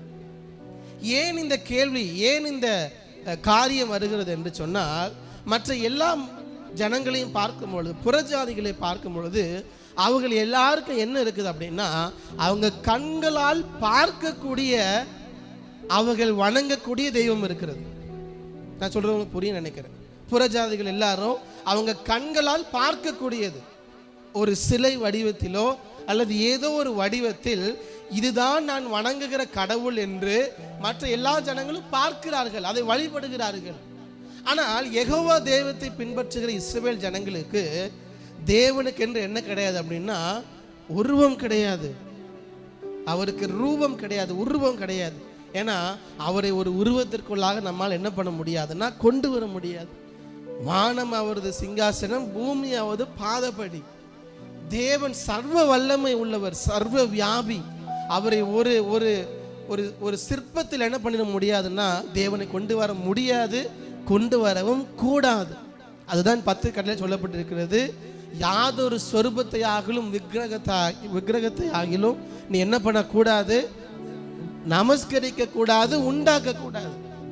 இன்றைக்கு வரைக்கும் அப்படிதான். நாம் எந்த ஒரு ஸ்வரூபத்தையும் நாம் பாஸ்டர் ஜீசஸோட போட்டோ தான் பாஸ்டர் வச்சிருக்கிறோம். அது ஜீசஸோட ஃபோட்டோ நமக்கு யார் சொன்னது? நம்மளா ஒரு மனுஷனுடைய ஃபோட்டோ என்ன பண்ணிருக்கிறோம், எடுத்து வைத்திருக்கிறோம். இன்னும் சொல்லப்போனால் இயேசு கிறிஸ்து வெள்ளையாக இருந்தாரானே நமக்கு தெரியாது. ஏன்னா அவர் அமெரிக்கன் கிடையாது, நம்ம சைடில் உள்ள ஏசியன் தான். அதனால் நம்மளை போல தான் அவர் இருந்துப்பாரான்னு கூட தெரியல. அதனால் நாம் இந்த ஃபோட்டோலாம் பார்க்குறோம் இல்லையா, முடி நிறையா வச்சுட்டு தாடி நிறைய வச்சுட்டு, அது ஒரு க்ளோஸ் டு ஒரிஜினல், நம்மளாக ஒரு உருவாக்குகிற ஒரு படம் தான் ஒரு பேருக்கு. அதனால் அதை வணங்குவதோ, வீட்டில் சிலைகளை வைத்து இயேசு கிறிஸ்துனுடைய சிலை அல்லது குழந்தையாக இயேசு இருக்கிற சிலைகளோ அல்லது மரியாளுடைய சிலைகளோ அல்லது நம்ம சர்ச்சில் வச்சிருக்கிறது போல இந்த சிலுவையோ, இதை ஒரு நாள் என்ன பண்ணிடக்கூடாதுன்னா நாம் வணங்க நமஸ்கரிக்க வந்துவிடக்கூடாது. தேவன் அதை ஒரு நாள் விரும்புகிறது இல்லை. நான் நம்முடைய சர்ச்சில் ஸ்டேஜ் வைக்கும் போதே சொன்னேன், ஒரு நாள் இதை என்ன பண்ணிடக்கூடாது, தெய்வமாக்கி விடக்கூடாது. இது ஒரு சிம்பிள். இயேசு கிறிஸ்துவுக்கு அடையாளம்னு நமக்கு உடனே என்னதான் மனசில் வரும், சிலுவை. அதற்காக தான் வைத்திருக்கிறோம், வேற எதற்காகவும் இல்லை. ஸோ இப்படி ஜனங்கள் பார்க்கக்கூடிய வகையில் தேவன் இல்லை, பார்க்கக்கூடிய வகையில் இல்லை என்கிற உணர்வு அவங்களுக்கு எப்போ வருதுன்னா, அவர்களால் தேவனை உணர்ந்து கொள்ளவும் முடியவில்லை. இந்த காலை நேரத்தில் உங்களுக்கு முன்பதாக ஒரு கேள்வியை வைத்து கடந்து செல்கிறேன். நீங்களும் நானும் கூட என்ன பண்ணதில்லை அப்படின்னா, தேவனை பார்த்தது இல்லை. ஏன்னா ஒருவனும் ஒரு கால் என்ன பண்ண முடியாதுன்னா அவரை பார்க்க முடியாது முகமுகமாய். நீங்கள் யாராவது பார்த்துருந்தா சொல்லுங்க, எப்படி இருப்பார் நாங்கள் தெரிஞ்சுக்கிறோம். ஆனால் தேவன் எப்படி இருப்பார், தேவன் யார் என்று எப்படி இருப்பார் என்று நாம் பார்த்ததில்லை. ஆனால் எப்படி விசுவாசித்து இருக்கிறோம் என்றால், தேவன் எப்படி இருப்பார் என்று பார்த்ததுதான் இல்லை, ஆனால் அவருடைய பிரசன்னத்தை, தேவன் இருப்பதை நாம் எல்லாராலும் என்ன பண்ண முடியும் அப்படின்னா, நம்முடைய இருதயத்தில் ஆத்துமாவில் உணர்ந்து கொள்ள முடியும். அப்படி உணர்ந்து கொள்ளாதவர்கள் தான் தேவனுக்கு பிரியமாய் வாழாமல், தேவனை பின்பற்றாமல் பெயர் கிறிஸ்தவர்களாக வாழ்ந்து கொண்டிருக்கிறார்கள். இந்த கால நேரத்தில் சொல்லுகிற, தேவனை நாம் பார்ப்பதினால் கிறிஸ்தவர்களாக வாழவில்லை, அவர் என்னோடு கூட இருக்கிறார், என்னுடைய இருதயத்தில் வாசம் பண்ணுகிறார், நான் கூடி ஜெபிக்கும் பொழுதெல்லாம் ஜெபத்தை கேட்கிறார் என்று அவருடைய பிரசன்னத்தை உணர்கிற பழக்கம் இல்லை என்று சொன்னால், அன்றைக்கு இஸ்ரவேல் ஜனங்கள் சொன்னதைத்தான் நாமும் சொல்லுவோம். ஒரு நாள் எனக்கு இந்த இயேசு வேண்டாம், நான் பார்க்கக்கூடிய கடவுள் தான் எனக்கு வேண்டும். It's a very dangerous sign. இயேசு கிறிஸ்துவை, பரிசுத்த ஆவியானவரை உணர்ந்து கொள்ளக்கூடிய இடத்தில், அவர் நம்முடைய வாழ்க்கையில் உணர்ந்து கொள்ளக்கூடிய இடத்தில் நீங்களும் நான் இருக்க வேண்டும். அப்படி இல்லை என்றால் ஒரு நாள் இல்லை ஒரு நாள் நம்மை அறியாமலேயே பின்மாற்றத்தில் போவதற்கு, அதற்காக நாம் வேறு மதத்திற்கு போகணும் அவசியம் இல்லை, இருக்கும் பொழுதே பெயர் கிறிஸ்தவர்களாக மாறிவிடுவோம். பெயர் கிறிஸ்தவர்களாக, ஞாயிற்றுக்கிழமை கிறிஸ்தவர்களாக நாம் மாறிவிடுவோம். அதை தேவன் ஒரு நாள் எதிர்பார்க்கிறதில்லை. ஸோ இதுதான் அங்கே நடக்கிறது. ஜனங்களால் தேவனை உணர்ந்து கொள்ள முடியவில்லை. ஸோ நாங்கள் பார்க்கிறது போல எங்களுக்கு ஒரு தெய்வம் வேண்டும் என்று ஆரோனிடத்தில் கேட்கிறார்கள். ஆரோன் என்ன செய்கிறார், உடனடியாக ஆரோன் எல்லாருடைய நகைகளையும் வாங்கி ஒரு பொன் கன்று குட்டியை அங்கே உருவாக்குகிறார். அந்த நகையெல்லாம் சேர்த்து ஒரு பொன் கன்று குட்டியை உருவாக்குகிறார். எல்லா ஜனங்களிடத்திலும் சொல்றார், இதுதான் நீங்கள் ஆராதிக்கிற தெய்வம், உங்களை விடுவித்து கொண்டு வந்த தெய்வம் இதுதான், இதற்கு பாடி கொண்டாடுங்கள், பண்டிகையை கொண்டாடுங்கள் என்று சொல்லுகிறார். எல்லா ஜனங்களும் ஆடி பாடி கொண்டாடி கொண்டிருக்கிறார்கள். இந்த சீன்ல தான் மோசே என்ன பண்றாரு, எல்லாரும் என்னோட கூட வரீங்க இல்லையா, இந்த சீன்ல தான் மோசே என்ன பண்றாரு, மலையிலிருந்து ஜெபத்தை முடித்து விட்டு கற்பலைகளையும் கட்டளைகளையும் பெற்றுக்கொண்டு கீழே வராரு. கீழே வந்தா கீழே ஒரே ஆட்டமும் பாட்டமுமா இருக்கு. என்னன்னு பார்த்தா, அவர்களுக்கு என்று ஒரு தேவனை உருவாக்கி விட்டு பின்மாற்றத்தில் ஜனங்கள் வாழ்ந்து கொண்டிருக்கிறார்கள். எவ்வளோ நாளில் பின்மாற்றம்? வெறும் 40 நாளில். ஏன்? அவங்களை வழிநடத்தி வந்த தலைவன் அங்கே இல்லை. வெறும் 40 நாளில் பின்மாற்றம். குடும்ப தலைவர்கள் எல்லாருக்கும் நான் சொல்லக்கூடிய மிக முக்கியமான ஒரு எச்சரிப்பு, ஒரு ஃபேமிலியில் head of the family husband, கணவன் தேவனுக்கு பிரியமாய் தேவனை சார்ந்து வாழுகிற கணவனாக இல்லை என்றால், அடுத்தடுத்த சந்ததிகள் தேவனுக்கு பிரியமாய் வாழ மாட்டார்கள் என்று சொல்லவில்லை, வாழலாம். ஆனால் அது ரொம்ப ரொம்ப கஷ்டப்பட்டு அடுத்த சந்ததியை உருவாக்க வேண்டும். ஆனால் அதே குடும்பத்தில் அந்த குடும்பத்தின் தலைவர் வழிநடத்தி செல்லக்கூடிய ஹெட் ஆஃப் த ஃபேமிலி, பெண்கள் செஞ்சாலும் ஆண்கள் செஞ்சாலும் தேவனுடைய அமைப்பு என்னதுதான்னா, ஹெட் ஆஃப் த ஃபேமிலி யார் தானா? ஆண் தான். அதற்காக நான் நிறைய முறை சொல்லியிருக்கேன், இன்னைக்கு அதுக்குள்ளே போக விரும்பலை. அப்போ ஆண் தான் மேலே, பெண் கீழே, அது அல்ல. உங்களுக்கு நிறைய முறை சொல்லி கொடுத்துருக்கேன். அப்போ ஹெட் ஆஃப் த ஃபேமிலி, குடும்பத்தை கிறிஸ்துவுக்குள்ளாக சரியாக வழி நடத்தவர்களாக இருக்கணும். நம்மையே யாராவது ஒருத்தர் வழி நடத்தணும் பாஸ்டர் அப்படின்னு நம்ம என்ன பண்ணக்கூடாதுன்னா, சபையில் உள்ள ஆண்களாகிய நாம் எல்லாரும் சொல்லக்கூடாது. நாம் தான் குடும்பத்தை வழிநடத்த வேண்டிய இடத்தில் இருக்கிறோம். அந்த பொறுப்பு நம்முடைய கரங்களில் இருக்கிறது. அப்போ அந்த சபையை, அன்றைக்கு இருந்த ஜனங்களை வழிநடத்தி செல்கிற மோசே இல்லை, ஜனங்கள் வழி மாறி போகிறார்கள். இந்த சம்பவத்தை பார்த்துவிட்டு, ஜனங்களுடைய பின்மாற்றத்தை பார்த்துவிட்டு, ஜனங்கள் தேவனுக்கு விரோதமாய் செய்கிற பாவங்களை பார்த்துவிட்டு, ஜனங்கள் தேவனை விட்டு தூரமாய் போய் இந்த உலகத்தை போலவே வாழுகிற வாழ்க்கை, எல்லாருக்கும் பார்க்கக்கூடிய கடவுள் இருக்குது, இவர்களுக்கும் பார்க்கக்கூடிய கடவுள் இருக்குது என்று சொல்லி உலகத்தை போலவே தேவ ஜனங்களும் வாழ்ந்து கொண்டிருக்கிறார்கள். இதை மோசே பார்க்கிறார். அங்குதான் அடுத்த 40 நாட்கள் ஜெபம் ஆரம்பிக்கிறது. ஹல்லேலூயா, ஹல்லேலூயா. அப்போ 2வது 40 நாட்கள் ஜெபம் மோசே எப்பொழுது ஆரம்பிக்கிறார்? ஜனங்களுடைய தவறான வழியையும் உலகத்தினுடைய போக்கையும், உலகத்தை போலவே தேவ ஜனங்கள் வாழுகிற வாழ்க்கையும் பின்மாற்றத்தையும், இது எல்லாவற்றையும் பார்க்கும் பொழுது அவருடைய இருதயம் பாரப்படுகிறது. ஜனங்களுக்காக மன்றாட வேண்டிய இடத்தில் மோசே நிற்கிறார். அங்குதான் மீண்டும் மலைக்கு செல்லுகிறார். இறங்கி வந்தார், பார்த்தார், அங்கே ஒரு சில காரியங்கள்லாம் நடக்குது. உடனடியாக ஜனங்களுக்காக மன்றாடும்படியாக அடுத்து 40 நாட்கள் செல்லுகிறார். அதைத்தான் உபாகமம் 9:18 வாசிக்கிறோம்.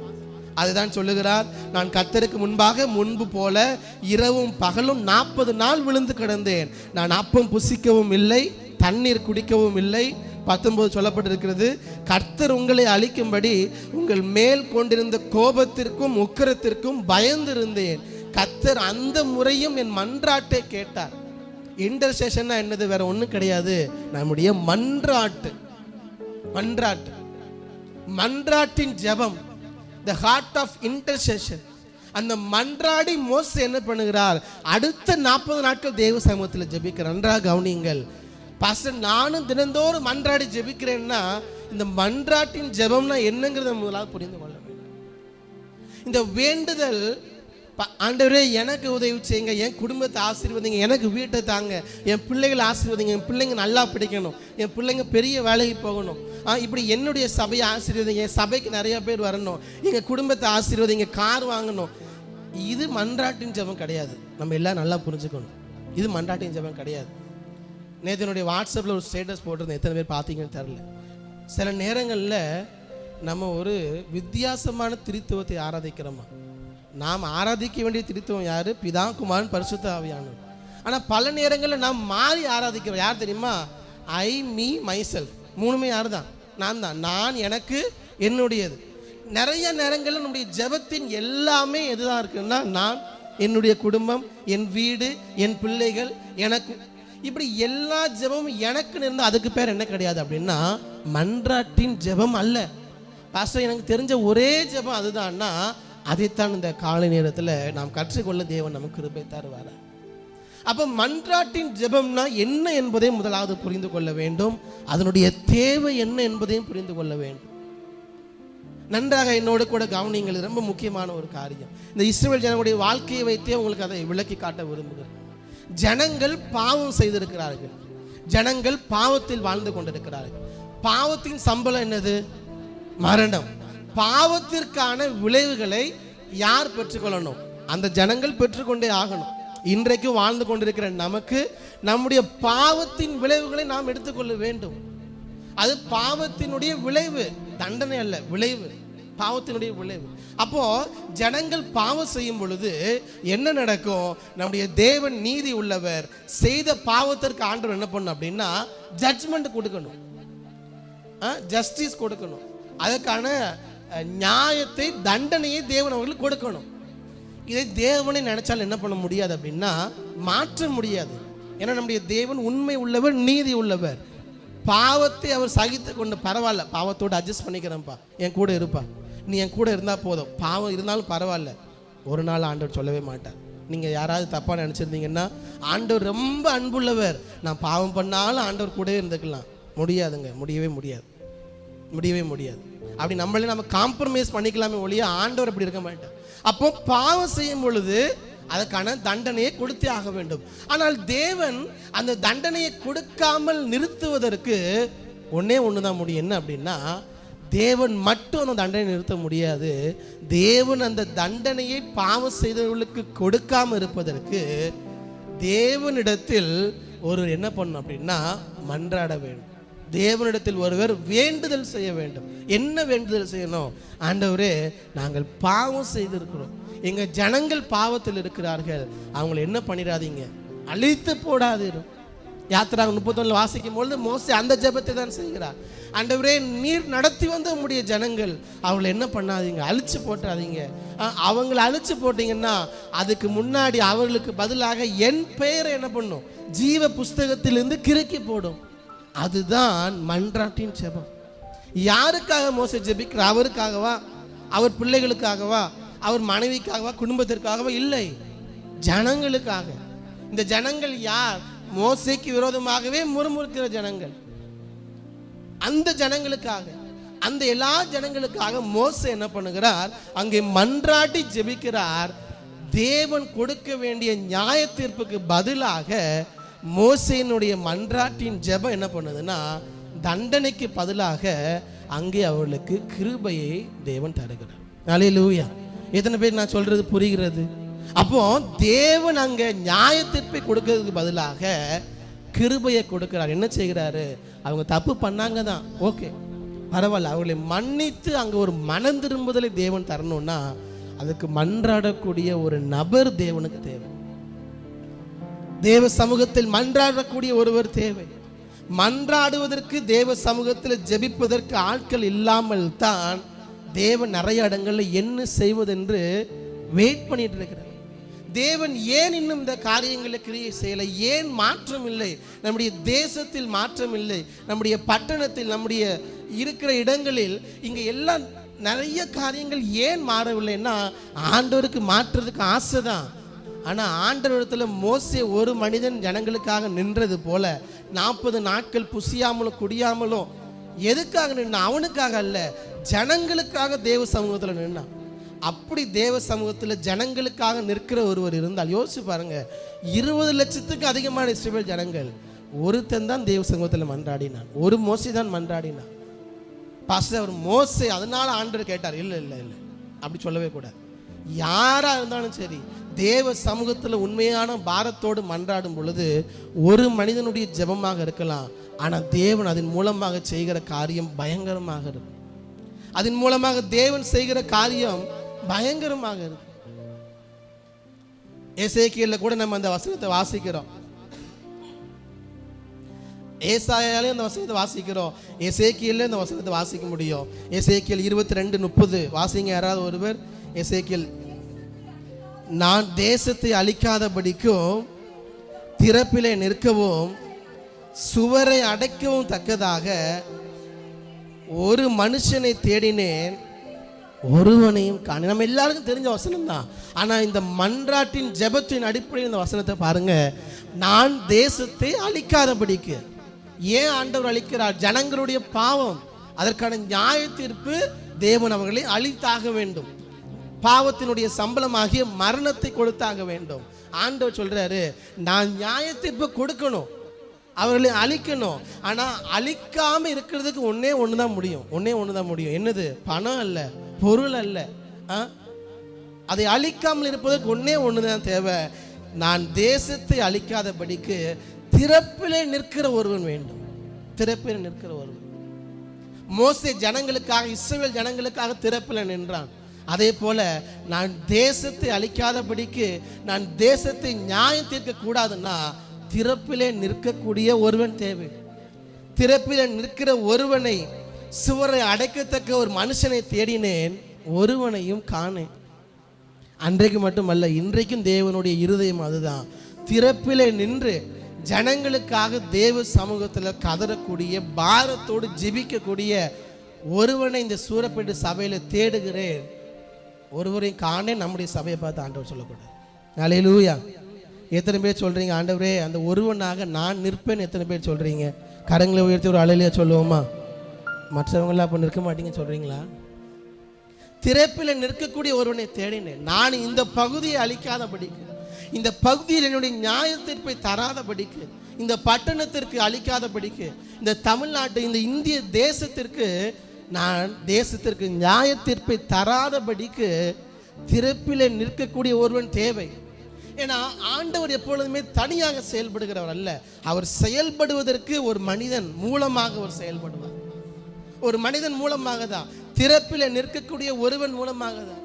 ஏசாயாலும் அதே வார்த்தை தான். ஏசாயா 59:16 வாசிக்க வேண்டாம், குறித்துக் கொள்ளுங்கள். அங்கேயும் அவன் சொல்லுகிறார், ஒரு மனுஷனை தேடினேன், ரட்சிப்பை தரும்படியாக திறப்பிலே நிற்கக்கூடிய ஒரு மனுஷனை தேடினேன், ஒருவனும் இல்லை. ஏசாயாலும் அதைத்தான் சொல்லுகிறார், எசேக்கியேலும் அதைத்தான் சொல்லுகிறார். வேதம் முழுவதும் ஆண்டவருடைய இயக்கம் அதுதான்.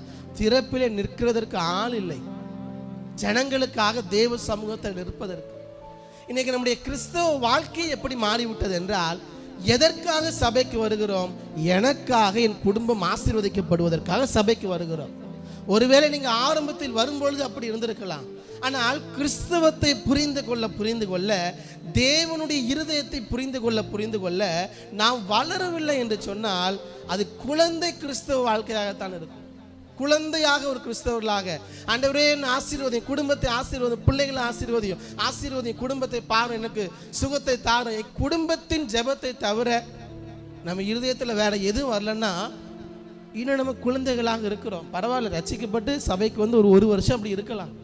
ஆனால் தேவனுடைய இருதயத்தை, வசனத்தை வாசிக்கும் பொழுது, பிரசங்கங்களை கேட்கும் பொழுது, தேவ இருதயத்தை புரிந்து கொள்ள மோசையை போல திறப்பிலே நிற்கிற ஒருவனை தேவன் தேடி கொண்டிருக்கிறார். எதற்காக? ஜனங்களுக்காக, ஜனங்களுடைய பாவங்களுக்காக மன்றாடக்கூடிய ஒருவர், மன்றாடி தேவ சமூகத்தில் நின்று ஜெபிக்கக்கூடிய ஒருவர். வேதத்தில் பார்க்கிறோம், வேதம் முழுவதும் இப்படி மன்றாடி ஜெபிக்கிறதை பார்க்க முடியும். நான் 17 சம்பவங்கள் எடுத்து வைத்திருக்கிறேன். எல்லாவற்றையும் சொல்றதுக்கு நேரமும் இல்லை, வாய்ப்பும் இல்லை. 1-2 மட்டும் சொல்லிட்டு நான் அடுத்தடுத்து கடந்து செல்லுகிறேன். யோபு தன் நண்பர்களுக்காக என்ன பண்றான்?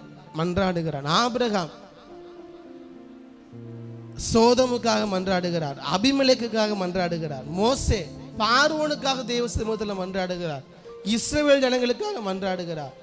தாவீது இஸ்ரவேல் ஜனங்களுக்காக மன்றாடுகிறார். சாமுவேல் இஸ்ரவேல் ஜனங்களுக்காக மன்றாடுகிறார். எஸ்தர் தன்னுடைய ஜனங்களுக்காக மன்றாடுகிறார்.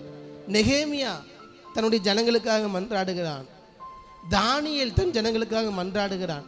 இப்படி வேதம் முழுவதும் பாருங்க, எல்லா ஜனங்களும், எல்லா தேவனுடைய பிள்ளைகளும் திறப்பிலே நின்று மன்றாடக்கூடிய ஒருவராகத்தான் இருந்திருக்கிறார்கள்.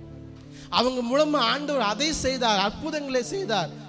இது எல்லாவற்றுக்கு அடிப்படை என்னன்னா, அவங்க ஜனங்களுக்காக திறப்பில் நின்று ஜெபிக்கக்கூடியவர்களாக இருந்தார்கள். அந்தந்த காலகட்டத்தில் வாழ்ந்து கொண்டிருந்த ஜனங்களுக்காக அந்தந்த காலகட்டத்தில் திறப்பில் நிற்கக்கூடிய மனிதர்களை ஆண்டவர் தேடுகிறார். இந்த கால நேரத்தில் உங்களுக்கு சொல்ல விரும்புகிறேன், எனக்கு ஒன்றுமே தெரியாது பாஸ்டர், எனக்கு பிரசங்கம் பண்ண தெரியாது, பாட்டு பாட தெரியாது. நேற்று காலை ஜெபத்தில் கூட இதை சொன்னேன், இன்றைக்கும் சொல்கிறேன். நான் சபையில் பிரசங்கம் பண்ணுறதுக்கு ஒருவரை தேடுகிறேன், ஒருவரை காணேன்னு வசனம் சொல்லியிருக்குது. எல்லாரும் சொல்லுங்க. நான் நல்லா பிரசங்கம் பண்ணுறதுக்கு ஒருத்தரை தேடுறேன், ஒருவரை காணேன்னா சபையில் இருக்கக்கூடிய பாதி பேர் பிரசங்கம் பண்ண முடியும். மாடுங்க, ஆண்டவர் தேடுறது பிரசங்கம் பண்ணுறவங்கள இல்லை. நல்ல பாட்டு பாடுறதுக்கு ஆளே இல்லைப்பா, ஒருவனுமே இல்லை. ஆண்டவர் சொல்லலை. ஆண்டவர் சொல்றதெல்லாம் ஜனங்களுக்காக, தேசத்தை நான் அழிக்காதபடிக்கு, தேசத்தில் ஒரு மனம் திரும்புதல் வரும்படியாக திறப்பிலே நிற்கிறதுக்கு தான் ஒருத்தர் கூட இல்லை. மற்ற எல்லாவற்றுக்கும் ஆள் இருக்குது, மற்ற எல்லாத்துக்கும் ஆள் இருக்குது. ஆனால் திறப்பிலே நிற்பதற்கு எந்த கிறிஸ்தவர்களும் தயாராக இல்லை என்பதுதான் நிதர்சனமான உண்மை. நேற்று இந்த பிரசங்கத்தை ப்ரிப்பேர் பண்ணிட்டு இருக்கும் பொழுதே என்னுடைய மனதில் உதித்த ஒரு காரியம், தேவன் தந்த ஒரு காரியம். ஆர்வத்தோடு, பேஷனேட் இன்டர்செஷன், பாரத்தோடு ஆர்வத்தோடு தேவ சமூகத்தில் மன்றாடுகிற மன்றாட்டு எங்கே போய் முடியும் தெரியுமா? அது எழுப்புதலில் போய் தான் முடியும். ஹல்லேலூயா, ஹல்லேலூயா. எல்லாரும் சேர்ந்து சொல்லுவோமா? ஹல்லேலூயா. ஆர்வத்தோடு பாரத்தோடு ஒருத்தர் மன்றாடினாங்கன்னா அது எங்கே தான் முடியும் அப்படின்னா எழுப்புதல் தான் முடியும். அதனுடைய முடிவு எழுப்புதல் தான். அது ஒரு நபராக இருக்கலாம், 2 நபராக இருக்கலாம், 10 நபராக இருக்கலாம். பாஸ்டர், நம்ம சபையில் அப்படி ஜெபிக்கிறதுக்கு ஆளே இல்லை. நான் சொல்ல சாக்கு போக்கு, ஆண்டவரே என் கூட சபையில் ஜெபம் வச்சா யாருமே வரமாட்டேங்கிறாங்க ஆண்டவரே, 10 பேர் தான் வராங்க, நாங்கள் எங்கே மன்றாடி ஜெபிக்க நான் சொல்லலாம், நீங்கள் சொல்லலாம். பாஸ்டர் நான் ஆண்டவரே நான் ஜெபிக்க போனால் கேர் செல்லுக்கு 3 பேர் தான் வராங்க, 2 பேர் தான் வராங்க. நீங்கள் அந்த சாக்கு போக்கு சொல்லலாம். இல்லை நீங்கள் சொல்லலாம் ஆண்டவரே ஜெபிக்கிறதுக்கே நேரம் இல்லை. ஆண்டவர் எதிர்பார்க்கறதெல்லாம் 10 பேரோ 5 பேரோ 100 பேரோ 500 பேர்லாம் இல்லை. திறப்பில் இருக்கக்கூடிய எல்லாம் சொல்லுங்கள், திறப்பில் இருக்கக்கூடிய ஒருவனைத்தான் தேடுகிறேன். ஒருவனைத்தான். இங்கே இருக்கிற ஒருத்தர் கூட அதுக்கு சாக்கு போக்கு சொல்லவே முடியாது. Each and every individual accountable to God. நம்ம எல்லாரும் தேவனுக்கு முன்பதாக இருக்கிறோம். எப்போ எனக்கு ஒரு பெரிய கூட்டம் வேண்டாம், ஒரு சபை வேண்டாம் திறப்பில் இருக்கிறதுக்கு. அவங்க சரியில்லை, இவங்க சரியில்லை, அது சரியில்லை. ஆண்டவர் கேட்கறதெல்லாம் ஒன்று தான், யார் எப்படினாலும் இருக்கட்டும், திறப்பில் இருக்கிற ஒருத்தன் தான் எனக்கு வேணும். இஸ்ரவேல் ஜனங்களை தேவன் அழிக்காம விட்டதுக்கு ஒரே ஒரு ரீசன் தான், திறப்பில் நின்ற ஒரு மோசே தான். 40 நாட்கள் தேவ சமூகத்தில் இரவும் பகலும் புசியாமலும் குடியாமலும் விழுந்து கிடந்தேன்னு சொல்றாரு. எதற்காக? ஜனங்களுடைய பாவத்திற்காக. ஆண்டவரே நீர் அவர்களுக்கு அழித்து போடாதிரும், நியாயத்தீர்ப்பை தராதிரும், இரக்கத்தை தாரும், கிருபையை தாரும் என்று அங்கே விழுந்து கிடந்த ஒரு மோசே தான். ஆண்டவர் இன்றைக்கும் சொல்றது ஒருவனை ஆண்களுக்கு மட்டும் அல்ல, அதை பெண்களுக்கு மாற்றிக்கொள்ளுங்க. திறப்பிலே நிற்கக்கூடிய ஒருத்தியை தான் தேடுகிறேன். எஸ்தர் ஒருவள் தான், ஒருத்தி தான். அவள் ஒரு பெண் தான் ஜெபித்தாள். இஸ்ரவேல் ஜனங்களுக்கு தேவன் அற்புதத்தை தந்தார். அப்போ முழு வேதாகமத்தை வாசிக்கும் போது ஒன்று புரிகிறது, திறப்பிலே நிற்கிறதுக்கு ஆள் இருந்தால்தான் அவர்கள் மூலமாகத்தான் தேவன் அங்கே அற்புதங்களை அடையாளங்களை செய்கிறார். ஏன்னா தேவன் எப்பொழுதுமே நம்மோடு இணைந்து கிரியை செய்கிறவர் தான். நம்மோடு இணைந்து தான் தேவன் காரியங்களை செய்வார். இதை தியானிக்கும் பொழுது நேற்று ஒரு சில எழுப்புதல்களை எடுத்து வாசித்து கொண்டிருந்தேன். வேதத்தில் நம்முடைய வரலாற்றை திரும்பி பார்க்கும் பொழுது ஒரு சில எழுப்புதல்களை எடுத்து பார்த்து கொண்டிருந்தேன். நிறைய எழுப்புதலை பார்த்தேன்.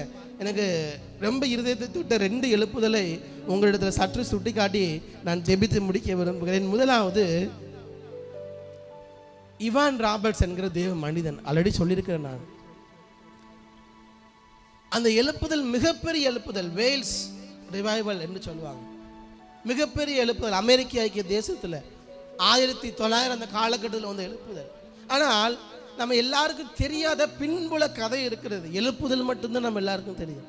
அதனுடைய பின் கதை என்னவென்றால், நன்றாக கவனியுங்கள். இந்த இவான் ராபர்ட்ஸ் என்ன பண்ணாரா, 14 வருஷம் ஜபித்தாராம். எவ்வளோ நாள்?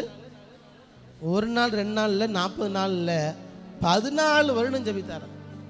நம்ம எல்லாரும் இவான் ராபர்ட்ஸ் மூலமாக பெரிய எழுப்புதல் வந்துருச்சுன்னு எழுப்புதலை மட்டும் பார்க்கிறோம். எழுப்புதலை மட்டும் பார்த்து எல்லா காரியங்களும் செய்கிறோம். இல்லைங்க, எல்லா எழுப்புதலும் எங்கே தான் ஆரம்பிக்குதுன்னா, பாரத்தோடு மன்றாடுகிற ஒருவன், திறப்பில் நிற்கிற ஒருவன், அங்கிருந்து தான் எழுப்புதல் ஆரம்பிக்கும். இந்த இவான் ராபர்ட்ஸ் பெரிய பாஸ்டர் கிடையாது, பெரிய பிரசங்கியார் கிடையாது. இந்த இவான் ராபர்ட்ஸ் யார் அப்படின்னா, இரும்பு வேலையை செய்கிற ஒரு தொழிலாளி. இரும்பு வேலையை செய்கிற ஒரு தொழிலாளி. யோசிச்சு பாருங்க, ஆண்டவர் யார் மூலமாக எழுப்புதலை தர முடியும், யார் மூலமாக வேண்டுமானாலும் தர முடியும். நான் விசுவாசிக்கிற இந்த கடைசி காலகட்டத்தில் தேவன் எழுப்புதலை தருவது பெரிய பெரிய பிரசங்கியார் மூலமோ பெரிய பெரிய ஊழியர்கள் மூலமாக அல்ல, சபையில் உள்ள சாதாரண விசுவாசிகள் மூலமாகத்தான் சபையினுடைய கடைசி பக்கங்களை ஆண்டவர் எழுதுவார் என்பது என்னுடைய விசுவாசிங்க. எல்லாரும் ஒரு அலையிலே சொல்லியிருக்கணுமே. கண்டிப்பாக இதுதான் காட்ஸ் பிளான், காட்ஸ் டிசைன். இதுதான் ஒரு மனிதன் மூலமாக அல்ல, பெரிய பெரிய நபர்கள் மூலமாக அல்ல. சபையின் கடைசி பக்கங்கள் எதன் மூலமாகத்தான் இருக்குன்னா, விசுவாசிகள் மூலமாகத்தான் இருக்கு. அப்போ அந்த இவான் ராபர்ட்ஸ் ஒரு இரும்பு தொழிலாளி, 14 வருஷம். அவர் இருதயம் எல்லாம் ஒன்று தான், ஆண்டவரே எங்க தேசம் எவ்வளவு பாழாய் கிடக்குது அமெரிக்காவுக்காக, ஆண்டவரே ஜனங்கள் எவ்வளவு பாவத்தில் இருக்கிறாங்க, எவ்வளவு உம்மை விட்டு தூரமாக வாழுகிறார்கள், எங்க தேசத்துக்கு மனம் இறங்குங்க, மாற்றுங்க, எங்க தேசத்துக்காக கதறுகிறேன்னு இவான் ராபர்ட்ஸ். எத்தனை வயது மனுஷன்? 26 வயசு பையன். 26 வயசு பையன். 26 வயசுல இவான் ராபர்ட்ஸ் ஜெபித்தார். அந்த ஜெப நான் ஆல்ரெடி சொல்லியிருக்க நிறைய முறை, அவங்க எல்லாருக்கும் தெரியும். அதனுடைய விசேஷமா சொல்றது, bend me Lord bend my church, என்னை வணைந்து கொள்ளும், என் சபையை வணைந்து கொள்ளும். அவருடைய ஜெபம் ஒரு சின்ன ஜெபம். அவர் அடிக்கடி இந்த ஜெபத்தை செய்து கொண்டே இருப்பார். ஆண்டவரே, என்னை வளைந்து கொள்ளும், என் சபையை வணைந்து கொள்ளும். எதற்காக? ஜனங்களுடைய வாழ்க்கையில் ஒரு மாற்றத்தை தாரும். அதற்கு என்னை வணைந்து கொள்ளும், எங்கள் சபையை வணைந்து கொள்ளும். பெரிய போதகர் அல்ல, பிரசங்கியார் அல்ல, இரும்பு வேலை செய்கிற ஒரு மனிதர். இரும்பு வேலைன்னு ஏன் சொல்கிறேன்னா, அவருக்கு ஜெபிக்கிறதுக்கு இந்த டைமு அந்த டைமு அப்படிலாம் கிடையாது.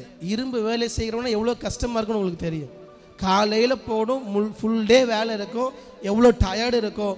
நம்ம எந்த சாக்கு போக்குமே இல்லை ஆண்டவர்கிட்ட சொல்கிறதுக்கு. இரும்பு வேலை செய்கிற ஒரு தொழிலாளி தான் அவர். அந்த வேலையை செய்து கொண்டு தான் இந்த ஜெபத்தை ஏறெடுத்தார். 14 ஆண்டுகள் தெய்வ சமூகத்தில் ஜெபித்து கொண்டே இருக்கிறார். பாரத்தோடு, கண்ணீரோடு, உபவாசத்தோடு தேவ சமூகத்தில் மன்றாடி ஜெபித்து கொண்டே இருக்கிறார். திடீரென்று பார்த்தால் ஒரே மாதம் இவான் ராபர்ட்ஸ் எடுக்கிற ஜெபம் அவர் இருக்கிற பகுதியில் எல்லா ஜனங்களுக்குள்ளே ஆண்டவர் கிரியை செய்கிறார். எல்லா ஜனங்களுக்குள்ளே ஒரு மனம் திரும்புதலை தருகிறார். ஒரே மாதத்தில் 1,00,000 ஜனங்கள் அங்கே ரட்சிக்கப்படுகிறார்கள், மனம் திரும்புகிறார்கள். இந்த 1,00,000 ஜனங்கள் மனம் திரும்பியது மட்டும்தான் நமக்கு தெரியும். ஆனால் இவான் ராபர்ட்ஸ் அமெரிக்காவுக்காக திறப்பில் நின்று கொண்டிருந்தார் 14 வருஷங்கள். அதனுடைய விளைவு தான் அமெரிக்காவில் ஒரு பெரிய எழுப்புதல். அதன் பின்பு அதனுடைய வளர்ச்சி பல மடங்கு போனது அமெரிக்க தேசத்திற்கு. இதே போலதான் இன்னொரு இடத்துலையும் வாசித்தேன். அது எனக்கு இன்னும் இன்ஸ்பைரிங்காக இருந்தது. இன்னொரு இடத்துல ஸ்காட்லாண்டில் 2 பெண்கள், பெகி ஸ்மித், கிறிஸ்டியன் ஸ்மித்னு 2 பெண்கள், என்ன சொல்ல போனால் 2 பாட்டிகள். பெகி ஸ்மித்தினுடைய வயது 84, கிறிஸ்டியன் ஸ்மித்தினுடைய வயசு 82. 2 பாட்டி, 84 வயது. இங்கே யாராவது 84 வயசில் இருக்கிறீங்களா?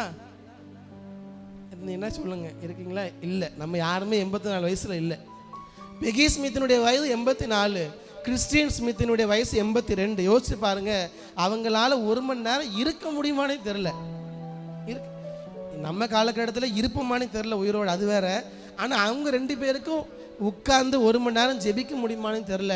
அதில் எனக்கு என்ன ஆச்சரியம்னா, இந்த பெகி ஸ்மித்தும் கிறிஸ்டியன் ஸ்மித்தும் தினந்தோறும் இல்லை, மாதந்தோறும் ஜெபித்தார், வாரந்தோறும் ஜெபித்தார்களாம். வாரத்துக்கு 2 நாள் நைட்டு ஜெபிப்பாங்களாம். எவ்வளோ நேரம்னா நைட்டு 10 மணிலேருந்து 3 மணி வரைக்கும், வாரத்துக்கு 2 நாள். இந்த பெகி ஸ்மித்தும் கிறிஸ்டியன் ஸ்மித்தும் வாரத்துக்கு 2 நாள் இரவில் ஜெபிப்பாங்க. அவங்களுடைய ஜெபம் எதை அடிப்படையாக கொண்டதான்? ஏசாயா 44, 3வது வசனம், I will bore water on the thirsty land, தாகம் உள்ளவன் மேல் தண்ணீரை ஊற்றுவேன். ஆண்டவர் அதை மட்டும்தான் வச்சு ஜெபித்தாங்க. ஆண்டவரே, தாகம் இருந்துச்சுன்னா நீங்கள் என்ன பண்ணுவீங்க? தண்ணீரை ஊற்றுவீங்க. நாங்கள் தாகத்தோடு ஜெபிக்கிறோம். அவங்களுக்காக ஜெபிக்கல பெகி ஸ்மித்தும் கிறிஸ்டியன் ஸ்மித்தும். இதுக்கப்புறம் அவங்களுக்காக ஜெபிச்சு பெற்றுக்கொண்டு ஒன்றும் செய்ய போகிறதில்ல. எங்கள் ஸ்காட்லாண்டுக்காக நாங்கள் ஜெபிக்கிறோம், எங்கள் தேசத்துக்காக.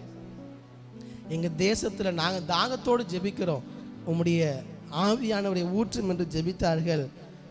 அதே நேரத்தில் அவங்க ஜெபிக்கும் பொழுது ஆண்டவர் ஊற்றுகிறார். அவங்க சபையின் போதகர் மூலமாக ஒரு பெரிய எழுப்புதல் அங்கே வருகிறது. எல்லாருக்கும் தெரிஞ்சது அந்த சபை போதகர் தான். ஆனால் அந்த சபை போதகருக்கு பின்பதாக இருந்து ஜெபித்தது யாருன்னா இவங்க 2 பேரும். அந்த எழுப்புதலை தேவன் அங்கே தருகிறார். இதே போல் பல எழுப்புதல்கள் நேற்று உட்கார்ந்து வாசித்து பார்த்து கொண்டு பல எழுப்புதல்கள். இன்னொரு எழுப்புதல் சுருக்கமாக சொல்கிறேன். இன்னொருத்தர் தினந்தோறும் மதியம் 1 மணி நேரம் ஜெபிக்க ஆரம்பித்தார். தினந்தோறும் மதியம் 1 மணி நேரம் தேவ சமூகத்தில் நான் மன்றாடி ஜெபிக்க ஆரம்பித்தாரா. கொஞ்சம் கொஞ்சமாக நாள் ஆக கூடிக்கொண்டே இருந்தது தான். போய் என்ன ஆச்சா, தினந்தோறும் 1000 பேர் கூடி வந்து ஜெபிக்க ஆரம்பித்தாங்களா அந்த 1 மணி நேரம் ஜெபத்தில். போக போக ஜெபத்தை நிறுத்த முடியாத அளவிற்கு ஜெபம் வளர்ந்ததான். இந்த எல்லா ரிவைவல் ஹிஸ்டரிலையும் ஒன்று மட்டும் மாறலை. வேறு இடம், வேறு விதங்களில் ஆண்டவர் செயல்படுகிறார். ஆனால் ஒன்று மட்டும் எந்த எழுப்புதலையும் மாறவே இல்லை. திறப்பிலே நின்று பாரத்தோடு ஜெபித்த ஒரு நபர், அது மாறவே இல்லை. அப்போ இதுல என்ன தெரிகிறது? ஆண்டவரே, எங்கள் தேசத்துக்கு ஒரு மாற்றத்தை தர வேண்டுமானால், எங்கள் சபையில், எங்கள் பட்டணத்தில் நாங்கள் பார்க்குற எங்கள் இடங்களில் ஒரு மாற்றம் வேண்டுமானால், அதற்காக ஜெபிக்கிற ஒரு நபர் தான் ஆண்டவருடைய தேவை. ஆண்டவர் நம்மை பார்த்து கேட்கறதெல்லாம் வேற ஒன்றும் இல்லைங்க. ஆண்டவர் கேட்கறதெல்லாம் ஒன்று தான். நான் என்னுடைய கோபத்தை ஊற்றாதபடிக்கு, ஜனங்களை நியாயம் தீர்க்காதபடிக்கு திறப்பிலே நிற்பதற்கு நீ தயாராக இருக்கிறியா? திறப்பிலே நின்று ஜெபிப்பதற்கு நான் தயாராக இருக்கிறேன்னா? அதுதான் நம்ம எல்லாரும் நம்மை பார்த்து கேட்க வேண்டிய கேள்வி. பாஸ்டர் எனக்கு குடும்பத்தை பார்க்கறதுக்கே நேரம் இருக்குது, சரியாக இருக்குது, பிள்ளைங்களை பார்க்கறதுக்கு. உங்கள் எல்லாருடைய இருதய ஏக்கத்தை யார் நிறைவேற்றுகிறார்? ஆண்டவர் நிறைவேற்றுகிறார். ஆண்டவருடைய இருதய ஏக்கெல்லாம் ஒன்றே தான், திறப்பில் நிற்கிறதுக்கு ஒருவன் தேவை. திறப்பில் நின்று எனக்காக ஜனங்களுக்காக மன்றாடுவதற்கு ஒருவர் தேவை. அதைத்தான் தேவன் நம்மிடத்தில் எதிர்பார்க்கிறார். ஒரு வசனத்தை வாசிப்போம். 2 நாளாகமம் 7:14. 2 நாளாகமம் 7:14. என் நாமம் தரிக்கப்பட்ட என் ஜனங்கள் தங்களை தாழ்த்தி ஜெபம் பண்ணி என் முகத்தை தேடி தங்கள் பொல்லாத வழிகளை விட்டு திரும்பினால் அப்பொழுது பரலோகத்தில் இருக்கிற நான் கேட்டு அவர்கள் பாவத்தை மன்னித்து அவர்கள் தேசத்துக்கு சேமத்தை கொடுப்பேன். ஹல்லேலூயா, ஹல்லேலூயா. எல்லாரும் சேர்ந்து ஒரு முறை வாசிப்போமா அந்த வசனத்தை? தேவைப்படுகிற டிவியை பார்த்துக்கொள்ளுங்கள். எல்லாரும் சேர்ந்து ஒரு முறை வாசிப்போமா? 2 நாளாகமம் 7:14. எல்லாரும் வாய்களை திறந்து வாசிங்க இந்த வசனத்தை. என் நாமம் தரிக்கப்பட்ட என் ஜனங்கள் தங்களை தாழ்த்தி ஜெபம் பண்ணி என் முகத்தை தேடி தங்கள் பொல்லாத வழிகளை விட்டு திரும்பினால் அப்பொழுது பரலோகத்தில் இருக்கிற நான் கேட்டு அவர்கள் பாவத்தை மன்னித்து அவர்கள் தேசத்துக்கு சேமத்தை கொடுப்பேன். இந்த மார்ச் மாதத்திற்கு தேவன் நமக்கு தருகிற வாக்குத்தத்த வார்த்தையும் 2 நாளாகமம் 7:14 தான். ஹல்லேலூயா. தேவன் வாக்குத்தத்தத்தை எப்போ தந்துட்டார்? அதான் நான் ஃபஸ்ட்டே சொன்னேன். டிசம்பர் மாதத்துல இந்த வார்த்தையை தேவன் தந்து விட்டார். ஆனால் அதன் மூலமாக என்ன ஜெபிக்க போகிறோம், எதற்காக ஜெபிக்க போகிறோம், அதெல்லாம் நான் ப்ரிப்பேர் பண்ணவே இல்லை. நேற்று தியானிக்கும் பொழுது தான் இதற்கு ஏற்ற வார்த்தையை தான் இந்த மாதத்திற்கும் தேவன் நமக்கு தந்திருக்கிறார். எனக்கு அன்பான தேவனுடைய ஜனமே, இந்த 1ஆம் தேதியில் இருக்கிறோம். ஆண்டவரிடத்தில் அட்லீஸ்ட் இந்த ஒரு மாதமாவது திறப்பில் நின்று ஜனங்களுக்காக ஜெபிக்க நம்மை அர்ப்பணிப்போம். யோசிச்சு பாருங்க, ஆண்டவர் உங்களுக்காக, உங்கள் எல்லாருடைய வயசு என்னன்னு கொஞ்சம் யோசிச்சு பாருங்களேன். ஒரே ஒரு நிமிஷம். உங்கள் எல்லாருடைய வயசு என்னன்னு யோசிச்சு பாருங்கள். எத்தனை வருஷம் ஆயிருக்குன்னு. பாஸ்டர் அதை ஏன் பாஸ்டர் ஞாபகப்படுத்துறீங்க, ரொம்ப வயசாகிடுச்சுன்னு சொல்லக்கூடாது. பெக்கி ஸ்மித்தினுடைய வயசு 84. உங்கள் எல்லாருடைய வயசை மட்டும் யோசிங்க. எத்தனை வருஷம் நீங்கள் அந்த உலகத்தில் பிறந்து எத்தனை வருஷம் ஆயிருக்குது? 40 வருஷம், 50 வருஷம், 25 வருஷம், 10 வருஷம். ஆண்டவர் உங்களுக்காக எல்லாவற்றையும் செய்தது 40 வருஷம், 45 வருஷம், 50 வருஷம். உங்கள் வயசு என்னவோ அது வரைக்கும் ஆண்டவர் உங்களோடு இருந்து எல்லாவற்றையும் செய்திருக்கிறார். இப்போ ஆண்டவர் கேட்குறதெல்லாம் எனக்காக இந்த ஒரு மாதம் செய்யணும் ஆண்டவர் கேட்குறார். வாழ்க்கை ஃபுல்லாக செய்யணும். நான் உங்களுக்கு கொடுக்குற சேலஞ்ச், உங்களை நான் சேலஞ்ச் பண்ணுறேன். ஆண்டவர் இந்த ஒரு மாதம் திறப்பில் நின்று மன்றாடி நான் ஜெபிக்கிறேன். இது வரைக்கும் அந்த பழக்கம் நமக்கு இல்லாவிட்டாலும் பரவாயில்ல. ஆண்டவர் இன்றைக்கு சொல்லுவோம். ஆண்டவர் கேட்குறதெல்லாம் ஒன்று தான், என்னை நேசிக்கிற இருதயம் உனக்கு இருக்குதா? அவ்வளோதான். ஏன்னா நம்ம எப்போ ஒரு காரியத்தை செய்வோம் மற்றவர்களுக்காக, நமக்கு யார் ரொம்ப பிடிக்குமோ அவங்களுக்காக தான் செய்வோம். அப்படி தானே? இப்போ எனக்கு இவரை பிடிக்கவே பிடிக்காதுன்னா அவர் கேட்கும் போது என்ன பண்ணுவேன், ஏதாவது தட்டி கழிச்சிட்டே தான் இருப்பேன். ஆனால் எனக்கு ரொம்ப பிடிக்கும்னா இட் இஸ் வேணுமா, சரி உடனே என்ன பண்ணுவோம். ஏன்னா நமக்கு ரொம்ப பிடிச்சவங்களுக்காக தான் உடனே செய்வோம். ஆண்டவர் கேட்குறதெல்லாம் நீ என்னில் அன்பாக இருக்கிறாயா? நேற்று முந்தின நாள் காலையில் ஜெபத்தில் அதான் பகிர்ந்து கொண்டேன். சீமோன் பேதரை பார்த்து ஆண்டவர் கேட்டார், நீ என்னிடத்தில் அன்பாக இருக்கிறாயா? ஏன்னா அன்பு இருந்ததுன்னா ஆண்டவருக்காக எதையாவது செய்யாமல் நம்மளால் இருக்க முடியாது.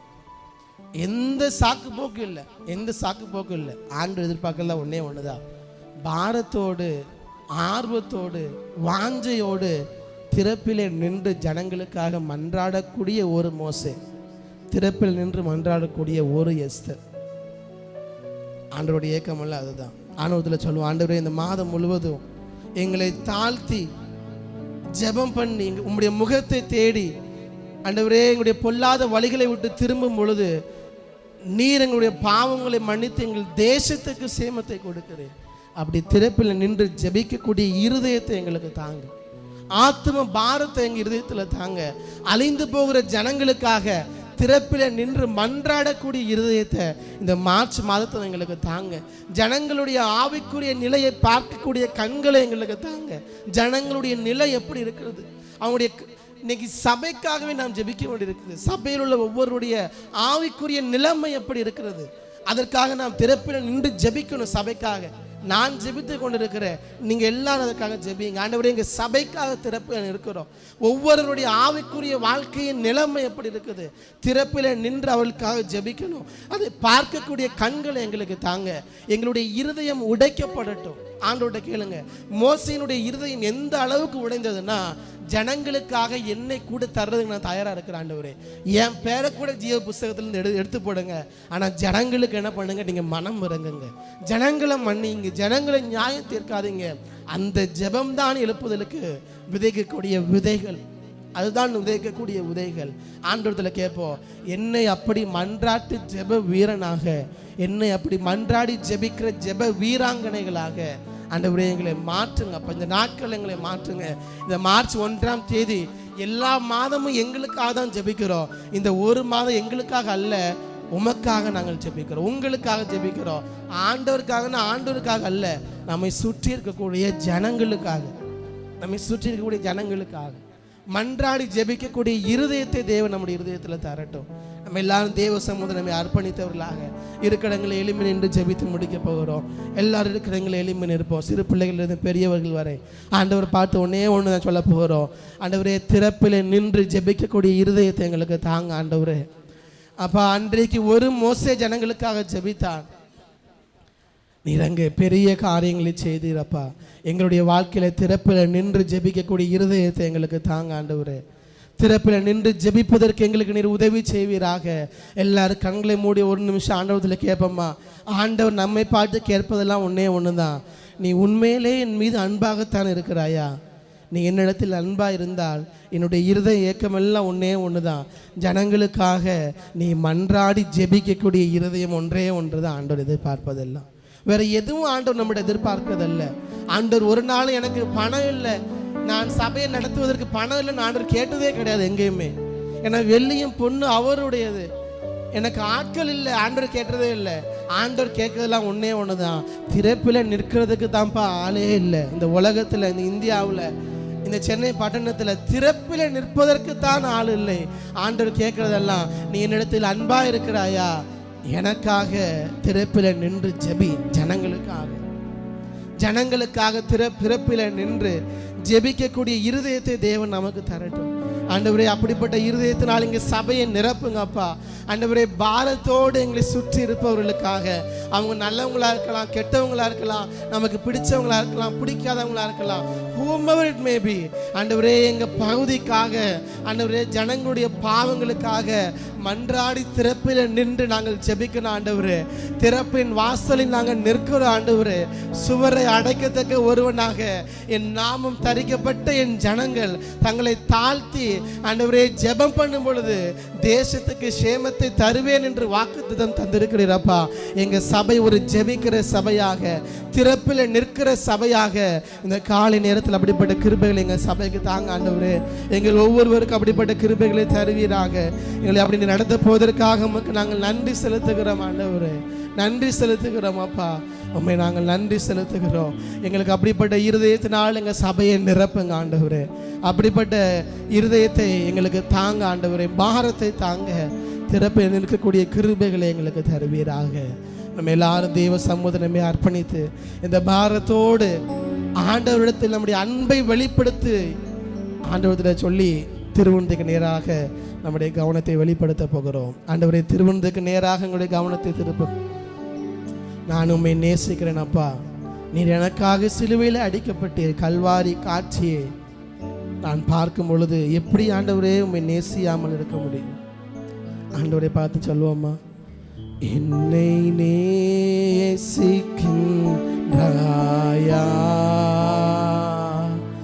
என்னை நேசிக்கின்றாயா, கல்வாரி காட்சியை கண்ட பின்னும் நேசியாமல் இருப்பாயா, கல்வாரி காட்சியை நேசியா.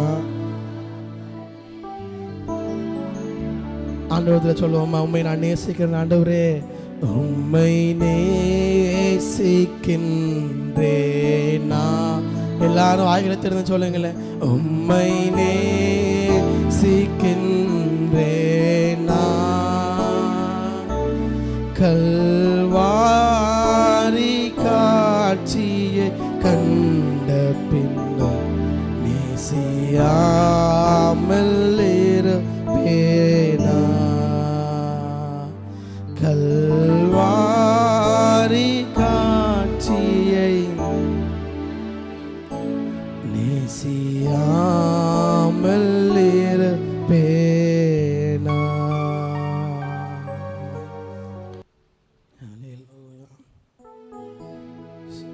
சத்துரு சோதித்திட தேவ உத்தரவுடன் வருவான். சத்துரு சோதித்திட தேவ ஆமென். ஆனால் இயேசு கைவிடா, தானாய் வந்து ரட்சிப்பா. ஆனால் இயேசு கைவிடா. சந்தோஷம் பொங்குதே. அந்த இன்ப நாளில் எந்த பாவம் நீங்கிட்டே. அந்த இன்ப சந்தோஷத்தோடு பாடுவோம்மா. சந்தோஷம் பொங்குதே, சந்தோஷம் பொங்குதே, சந்தோஷம் என்னில் பொங்குதே. அல்லேலூயா. எல்லாரும் சேர்ந்து கரங்களை தட்டி பாடுவோமா. சந்தோஷம் என்னில் பொங்குதே, சந்தோஷம் பொங்குதே, சந்தோஷம் சந்தோஷம் என்னில் பொங்குதே. அல்லேலூயா. அவர் நம்மை ரட்சித்து ஏற்றுக்கொண்டாரே. ஆமென். வழி தப்பி நான் திரிந்தேன், பாவ பலி அதை சுமந்து அலைந்தேன். வழி தப்பி நான் திரிந்தேன், பாவ பலி அதை சுமந்து அலைந்தேன். அவர் அன்பு குரலே, அவர் அன்பு அழைத்தது என்னையே. அவர் அன்பு நம்மை பெயர் சொல்லி அழைத்த தேவனே. அந்த இன்ப நாளில் எந்த ஆமென். அந்த இன்ப நாளில் எந்த ஆமென். சந்தோஷம் பொங்குதே, சந்தோஷம் பொங்குதே, சந்தோஷம் என்னில் பொங்குதே.